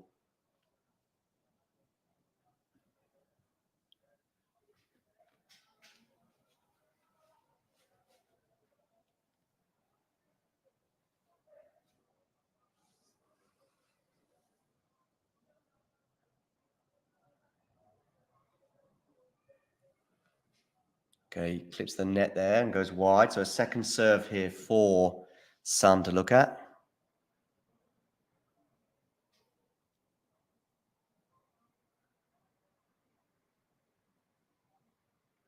Backhand return, backhand from Emma into the forehand of each player. So now at neutral, Emma just trying to pick up the pace, and she does enough as Sun puts her backhand into the net, and it's a game point for Emma Raducanu. Wimbledon website describing that as a forced error. Yeah, okay. I'll take that.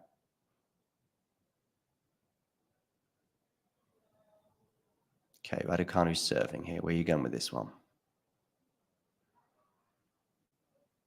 Down the tee. It's an ace. It's a third ace in those two service games since coming back from injury. A nod of the head from her coach. And at the changeover, 2-1. We'll take a quick break. And when we come back, we'll see through the rest of the match. Thanks for tuning into this watch along. While there's a break in play, here's a reminder to hit the like button, subscribe, and click that notification bell. Your support helps to keep the channel going. While we're here, you can now become a member to enjoy perks, including badges for the live chat, but also bonus material, such as interviews with top players from both ATP and WTA tours. The membership link is pinned in the live chat. You can also follow us on Twitter, Facebook, and Instagram. So whether it be serves or volleys, forehands or backhands, serve bots or drop shots, we've got you covered. Whether that be via our website, talking-tennis.com, where you can read features and interviews from our top writers. Or if you prefer us in audio form, you can subscribe to our podcast on Apple, Amazon, or Spotify, or wherever you get your podcasts from. Remember, we offer you wall-to-wall coverage via our regular watch-alongs, magazine shows such as Nick's WTA Weekly or Damien and Mario's ATP version. Plus, we deliver top content from people on the ground, actually at the tournaments, so you get even nearer to the action. So, what are you waiting for? Hit that subscribe button so you don't miss out on all things tennis. All things tennis indeed, with Sun serving here at 1-2 and 15 love. She wins that first point with a decent serve.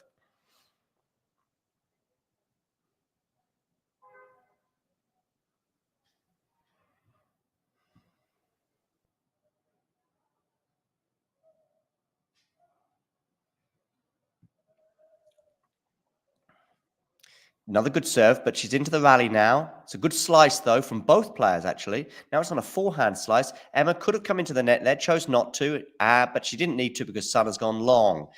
Emma looking okay physically, not being pushed a lot, but nevertheless looking okay. Unlike, unfortunately, Grigor Dimitrov, who took a nasty fall and unfortunately had to retire against Daniel Medvedev. Unlucky Grigor. Tommy Paul is up 5-2 on Bautista Agut. Having an excellent grass season is Tommy. A quarterfinal in addition to Queens, potentially. Oh, 15-30 here. Emma looking okay. 15-30. On the Sun serve. She's a breakdown, of course, but...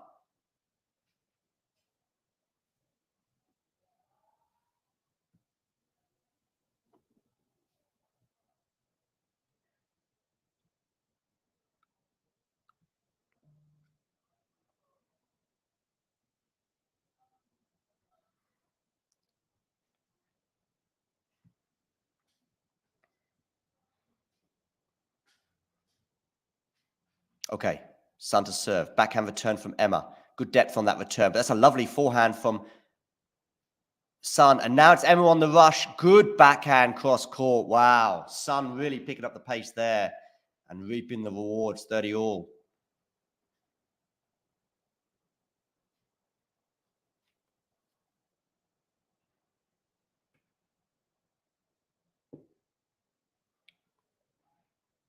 For those of you watching on YouTube, please hit the like button. And if you're new to the channel and haven't done so already, hit subscribe. If you hit subscribe, that little number down below will creep up. Lovely forehand winner there, picking up a short ball from Sun, and she has a game point for 3-1.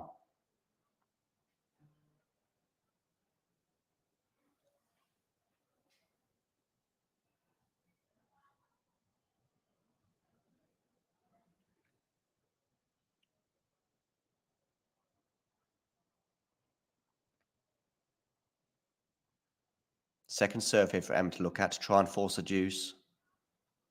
Not been many double faults today.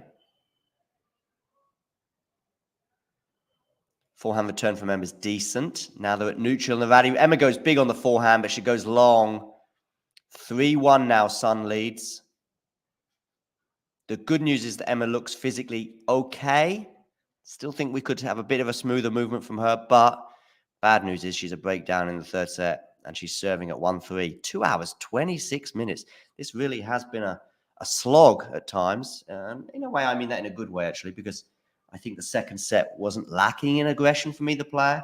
Lots of intriguing points, lots of juices, bit of pressure on both players, and eventually Emma struck at 5-6.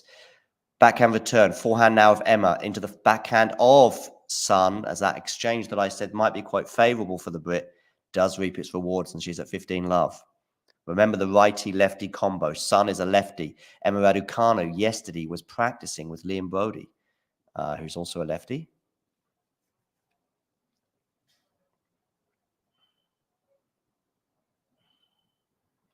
Backhand return. Forehand from Emma is loopy. She's going to have a chance to attack this, but she goes into the net, does Sun. 30 love.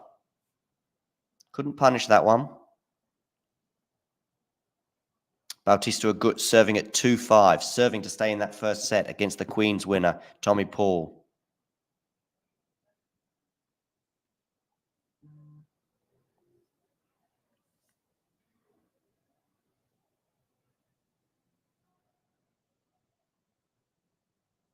Clips the net and goes long. Second serve, 30 love.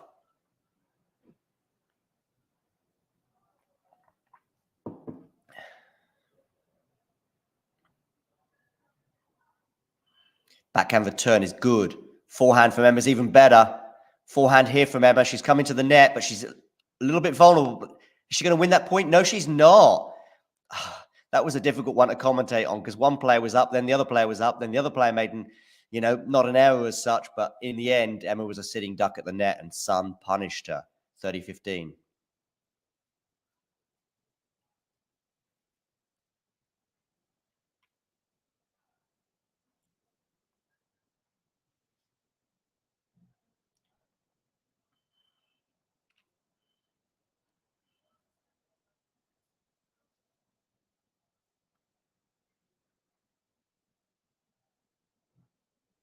Lovely serve down the tee from Emma there, 40-15. Sun got the racket on it, but it was just too good a serve, and the racket and the return flew long.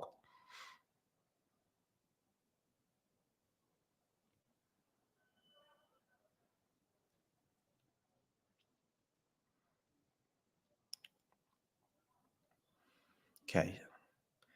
Good serve again from Emma. She's in charge at this point. Is she going to put the forehand away? Yes, she is. She holds 2-3 for the change of ends.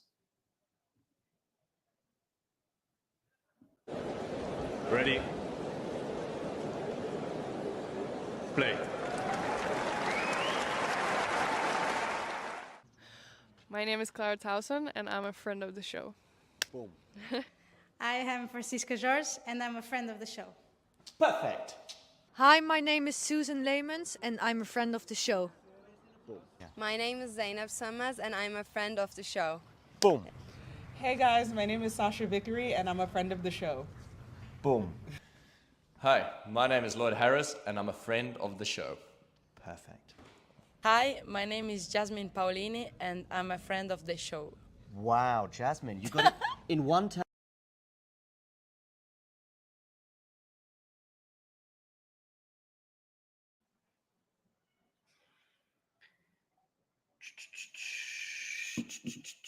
Okay, so Sun to serve at 3-2. Still very much in control of this match, obviously with that break advantage that she has, but Emma is at least keeping her honest. Raducanu, don't forget, has had a medical timeout, but I'm pretty optimistic that she will complete this match. Is she down a little bit physically? Probably, but Sun is doing enough right now to maintain that advantage. 3-2, she's serving. Clips the net, but it lands in, so a first serve still for the New Zealander. Remember, the first New Zealander ever to make round 4 at Wimbledon, on the ladies' side anyway. Another first serve here for Sun because she clips the net and it lands in once again.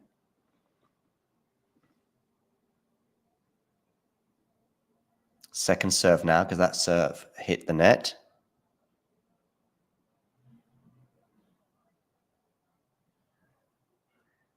Is that a double fold? It is. Love 15.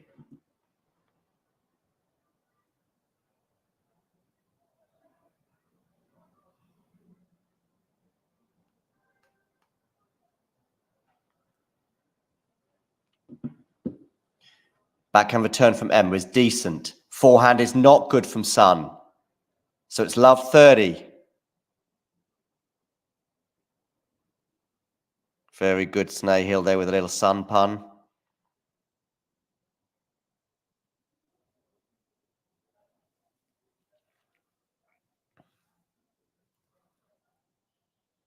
Has that first serve gone long? I think it has. So it's a second serve here. Love 30.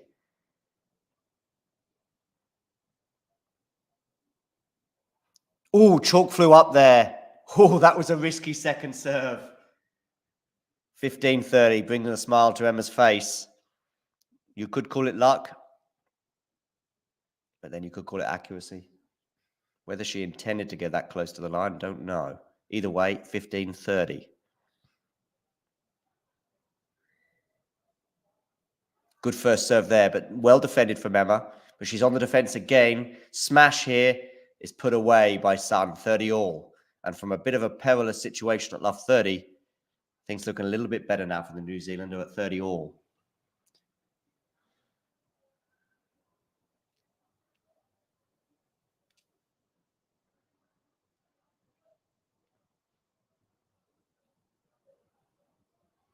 Lovely first serve again there from Sun. Now she's got a ball to attack. She puts it away with consummate ease, and she has a game point for 4-2.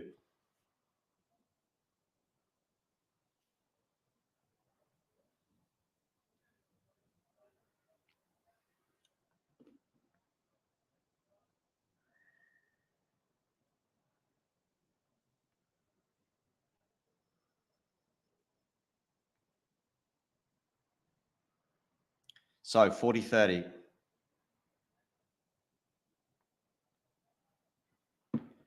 Good return there from Emma. Can she put this ball away? No, she can't. She comes into the net. Oh, that's a very lucky volley from Emma Raducanu.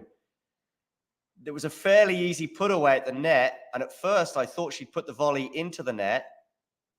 Oh, she did put it into the net. Sorry, I thought it clipped the net and landed over.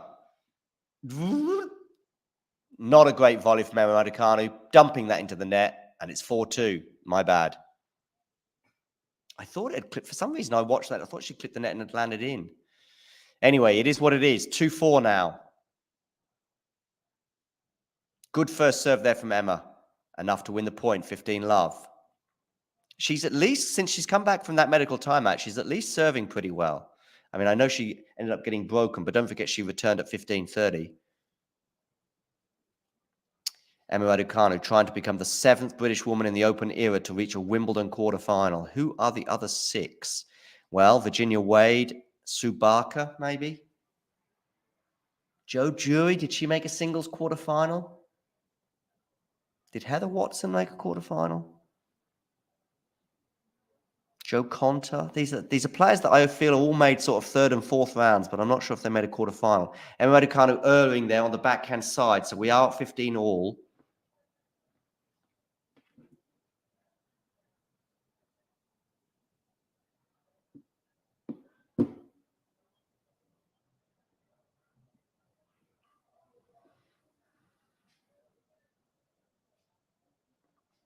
Ridiculous accuracy regarding Sun, says TT Cobb. Yeah, Joe Conter, did she make a quarterfinal? Backhand return. Backhand from Emma into the forehand of Sun. Backhand. Good, lovely backhand winner there. Taking the ball on the rise there, Emma. 30-15.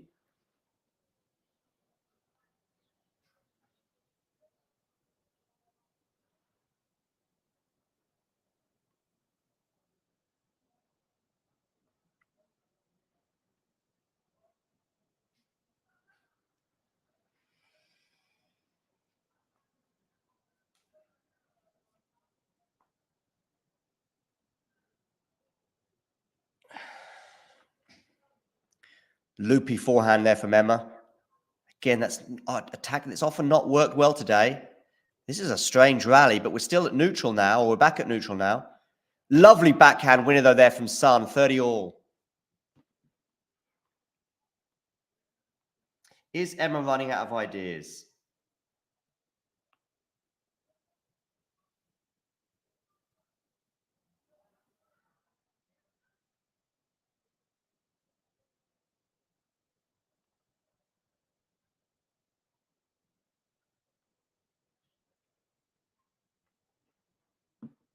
Raducanu serving here at 30 all. 2-4. You'd imagine a break of serve here for Sun and the match will be done. Lovely return from Sun. 30-40, break point for the New Zealander. 2-4, 30-40. Ashley there in the chat. Those of you watching on YouTube, hit the like button. And if you're new to the channel, hit subscribe.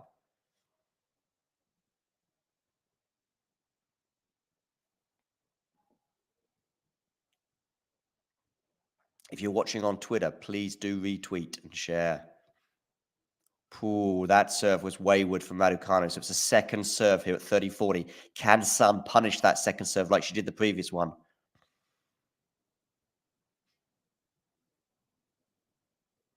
Not a bad second serve from Emma. On the forehand there, she goes big, but it's not big enough. Sun is very much in the rally. Lefty to the backhand. Lefty again to the backhand. Emma in big trouble now. Sun, is she going to pick off this short ball? No, she's gone long.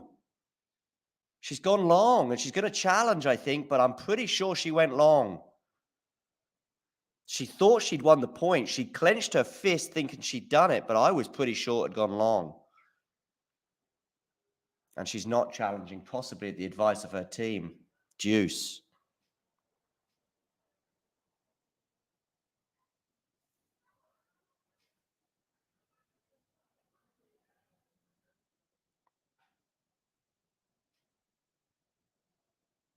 More puns in the chat. Forehand now is into the net. That was a chance for Sun. She did go quite big on that forehand. In the end, it was into the net.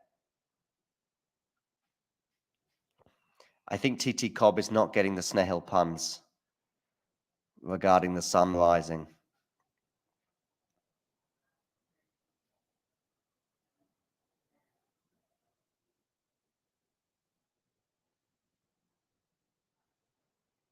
Okay, Emma Raducanu to serve. Backhand return. Forehand Emma. Now on the backhand, Emma defending quite well there. She's going to have to defend again. Not a bad slice from Emma. She's being made to run behind her. Now she's going to put this one away, surely. Emma defends unsuccessfully, and we're back at deuce. Emma was really behind in that point from very early on. Defending for her life. She knows that basically she loses this game, and she's 2 points away from doing so, and it's almost good night Vienna. I don't know why it's good night Vienna or not good night London.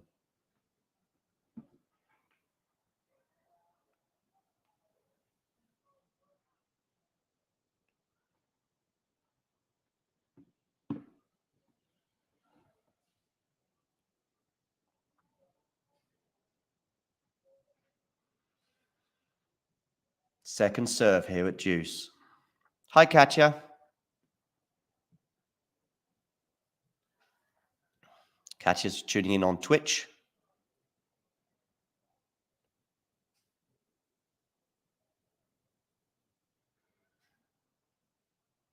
Backhand return. As long, I think. Yes, indeed. Game point, Emma Raducanu.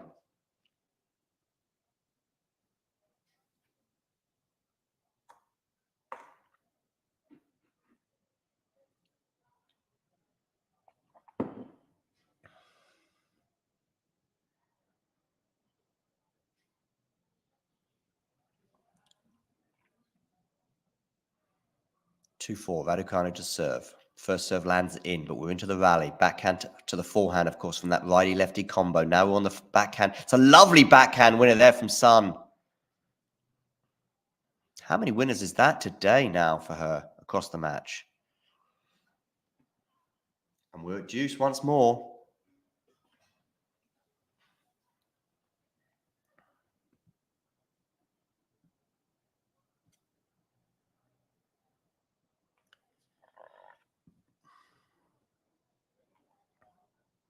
Backhand return. That's a decent return off a good serve, to be honest with you. And we've got break point. It was a really good return, given the fact that that serve was pretty meaty from Emma. And here we are, Lulu Sun having a break point for 5-2. And then after the change of ends, she would be serving for the match and a place in the quarterfinal. Break point Sun here, 2-4. Emma, desperate for a first serve. Not going to get it. First serve goes into the net. Second serve here, Emma Raducanu. Don't double fault.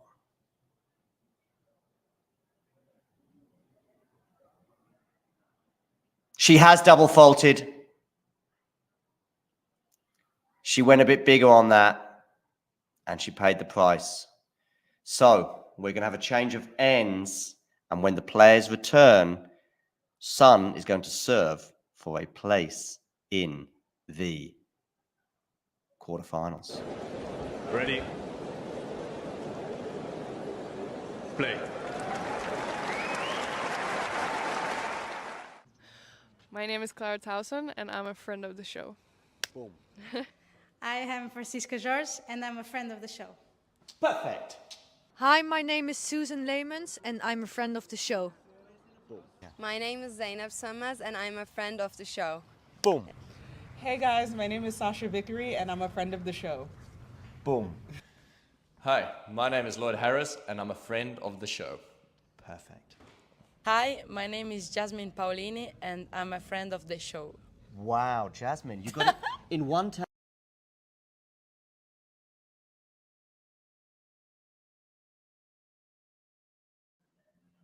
Is there any way back now for Emma Raducanu? Here, Katya here showing her support, saying that she wants to see Ostapenko win it, but she's also a fan of Rune and Medvedev. Snail, yeah. Yeah, you might be right there with the jinx. Don't double fault. And that's exactly what she did. It feels like the first double fault of the day, by the way. Okay, so Emma Raducanu, decent return there, Emma. Emma in charge of this point, is she? Yes, more or less. She's going big with 3 forehands in a row, but none of them actually end up being a winner, but the fourth one does. Wow. 4 incredible forehands from Emma. And it's love 15.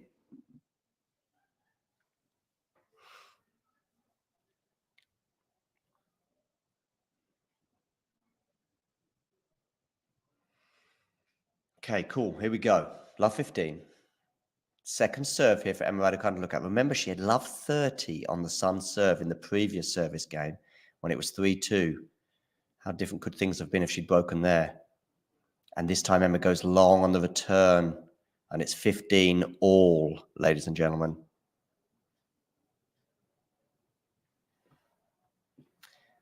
Sun here serving for a place in the quarterfinal to end Emma Raducanu's Wimbledon dreams for another year. 15 all. Goes down the tee, does she know? First serve is into the net. Second serve here for Emma to look at.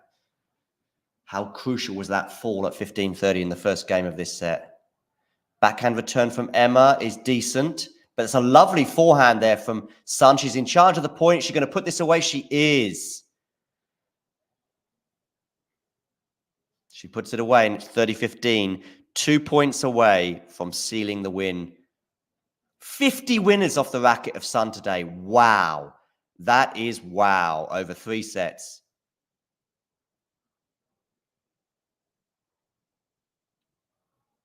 Yeah, 50 winners is insane. It's going to be another first serve because that one clipped the winner. I agree, Katya. 50 winners to Emma Raducanu's 18.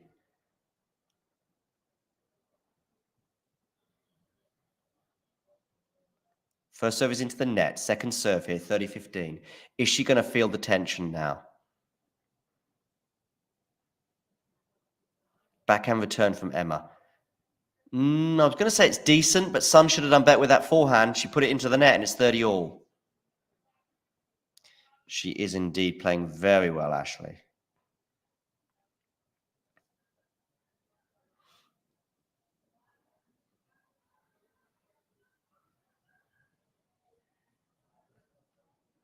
First serve is into the net. Can Emma get a break point?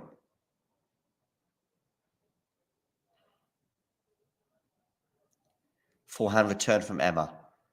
Emma on the backhand now, but I think she's gone long with that backhand. No, she hasn't. Good depth from both players, actually. Emma defending there. And the backhand is wayward from Sun, 30-40. We have indeed got a break point for Emma Raducanu.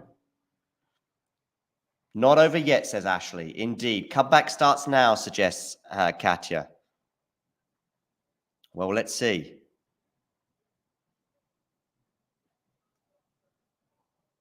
Second serve would be nice for Emma to have here.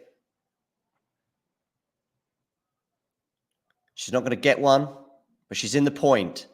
For now, she's in the point, but she's on the defense, definitely. That lands in, mind you.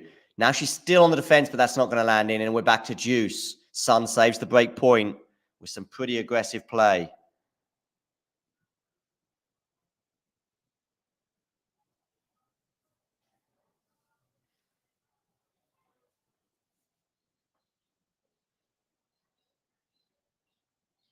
Deuce. Down the tee, good serve there. Is it going to bring up match point? Not yet, but that's an excellent forehand winner. My goodness me, the accuracy on that forehand from Sun. Close to the line. Bringing up a lot of smiles from her team.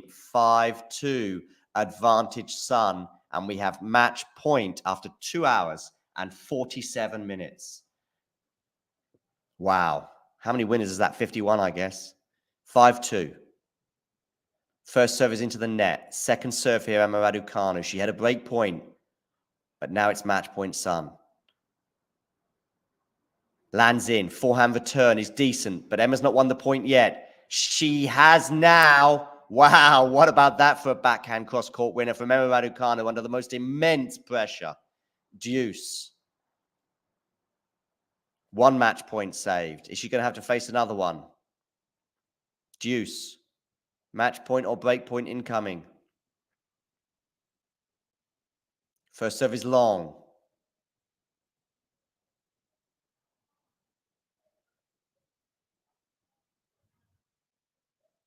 Forehand return, decent second serve, but that backhand is long from Sun, and we are indeed going to get a break point. Are we seeing some signs of tension from the New Zealander right now? Ashley asks, what's happening? Well, maybe we're just seeing some tension. This game is mad, says Ashley. Break point, Emma Raducanu. Good serve there, though. Good serve. Now she's going to be able to put the forehand away. Emma under all sorts of trouble there, and we are back to deuce.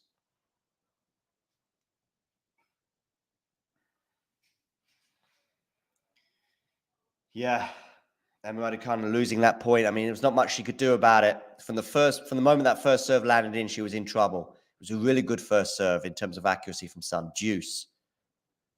Another first serve lands in. Emma gets it back in play, but Sun is in charge of the point again, is she? Although she's in no man's land there. What's Emma going to do? Is she going to make a punish? She's going to have to defend this lob. What a crazy point this is turning out to be, and it's one that Sun wins. She tumbles to the ground, but she's fine, and she's going to have a second match point. Forehand winner there. She was kind of in no man's land, but she dealt with it pretty well. She had a fall as she took that forehand winner, but it didn't matter. She's fine. And she brings herself back to her feet. Match point number 2 for Lulu Sun.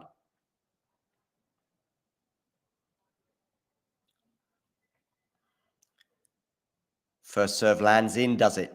And Emma Raducanu goes long on the return. And look at that emotional response from Sun. She is the first ever New Zealander into a quarterfinals at Wimbledon on the women's side. Wow. Emma Raducanu's Wimbledon dream is over for another year. Sun winning 6-2, 5-7, 6-2. I guess you might well point to the turning point being, oh, look at the emotional scenes in the box from Sun's team. Wow. But listen, how many winners was that today? 52, I would argue. Well over 50 anyway, for sure. And she's into the quarterfinals and the crowd applaud, and she's getting very emotional now. She cannot believe it. Look at that. Listen, we might look at that fall from Emma at the beginning of the second set, but don't forget, she was already down. Well, she already lost the first set. What a run from Sun, says Ashley in the chat. Emma Raducanu's Wimbledon dream is over for another year.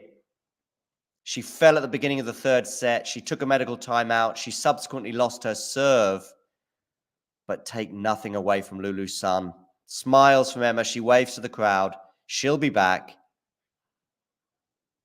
Maybe she'll go on a US Open run like she did in 2021. The tennis is there for Emma, though. Good news in that respect. Bad news today. Bigger picture, though. The tennis is there. But Lulu Sun, wow. From the moment she seized advantage at the beginning of the match, she broke Emma in the first game. And although she lost that second set, she kept her composure in the third.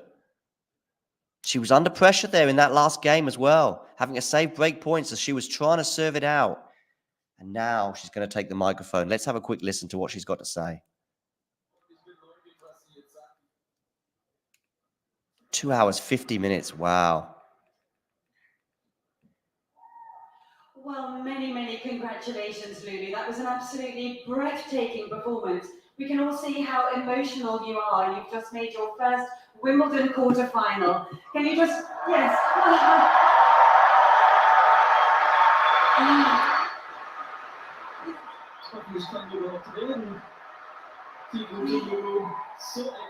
Wow, the emotion for Lulu Sun.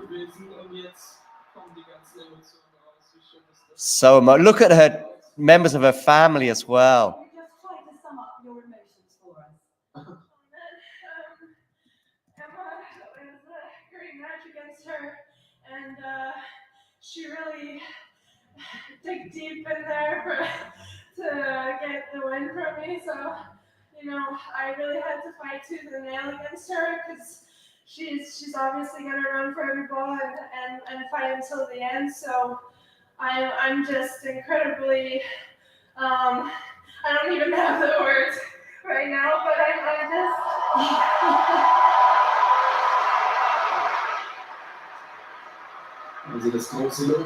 Don't have the words right now. It's very difficult for her to maintain her composure in this interview. Something that she was able to do on the court, thankfully, though, for her. Very, very famous court. You seem so composed. Just describe for everyone what it was like to come out here and make your debut on such a famous court. Well, while walking through towards the center court, I was like, wow, I've never seen this. And I was just like looking around and taking it all in for the first time. And I'm just super happy and to be able to play on this court against in front of all of you. And it's just such an amazing experience for me, yeah. Well, it was such an amazing performance.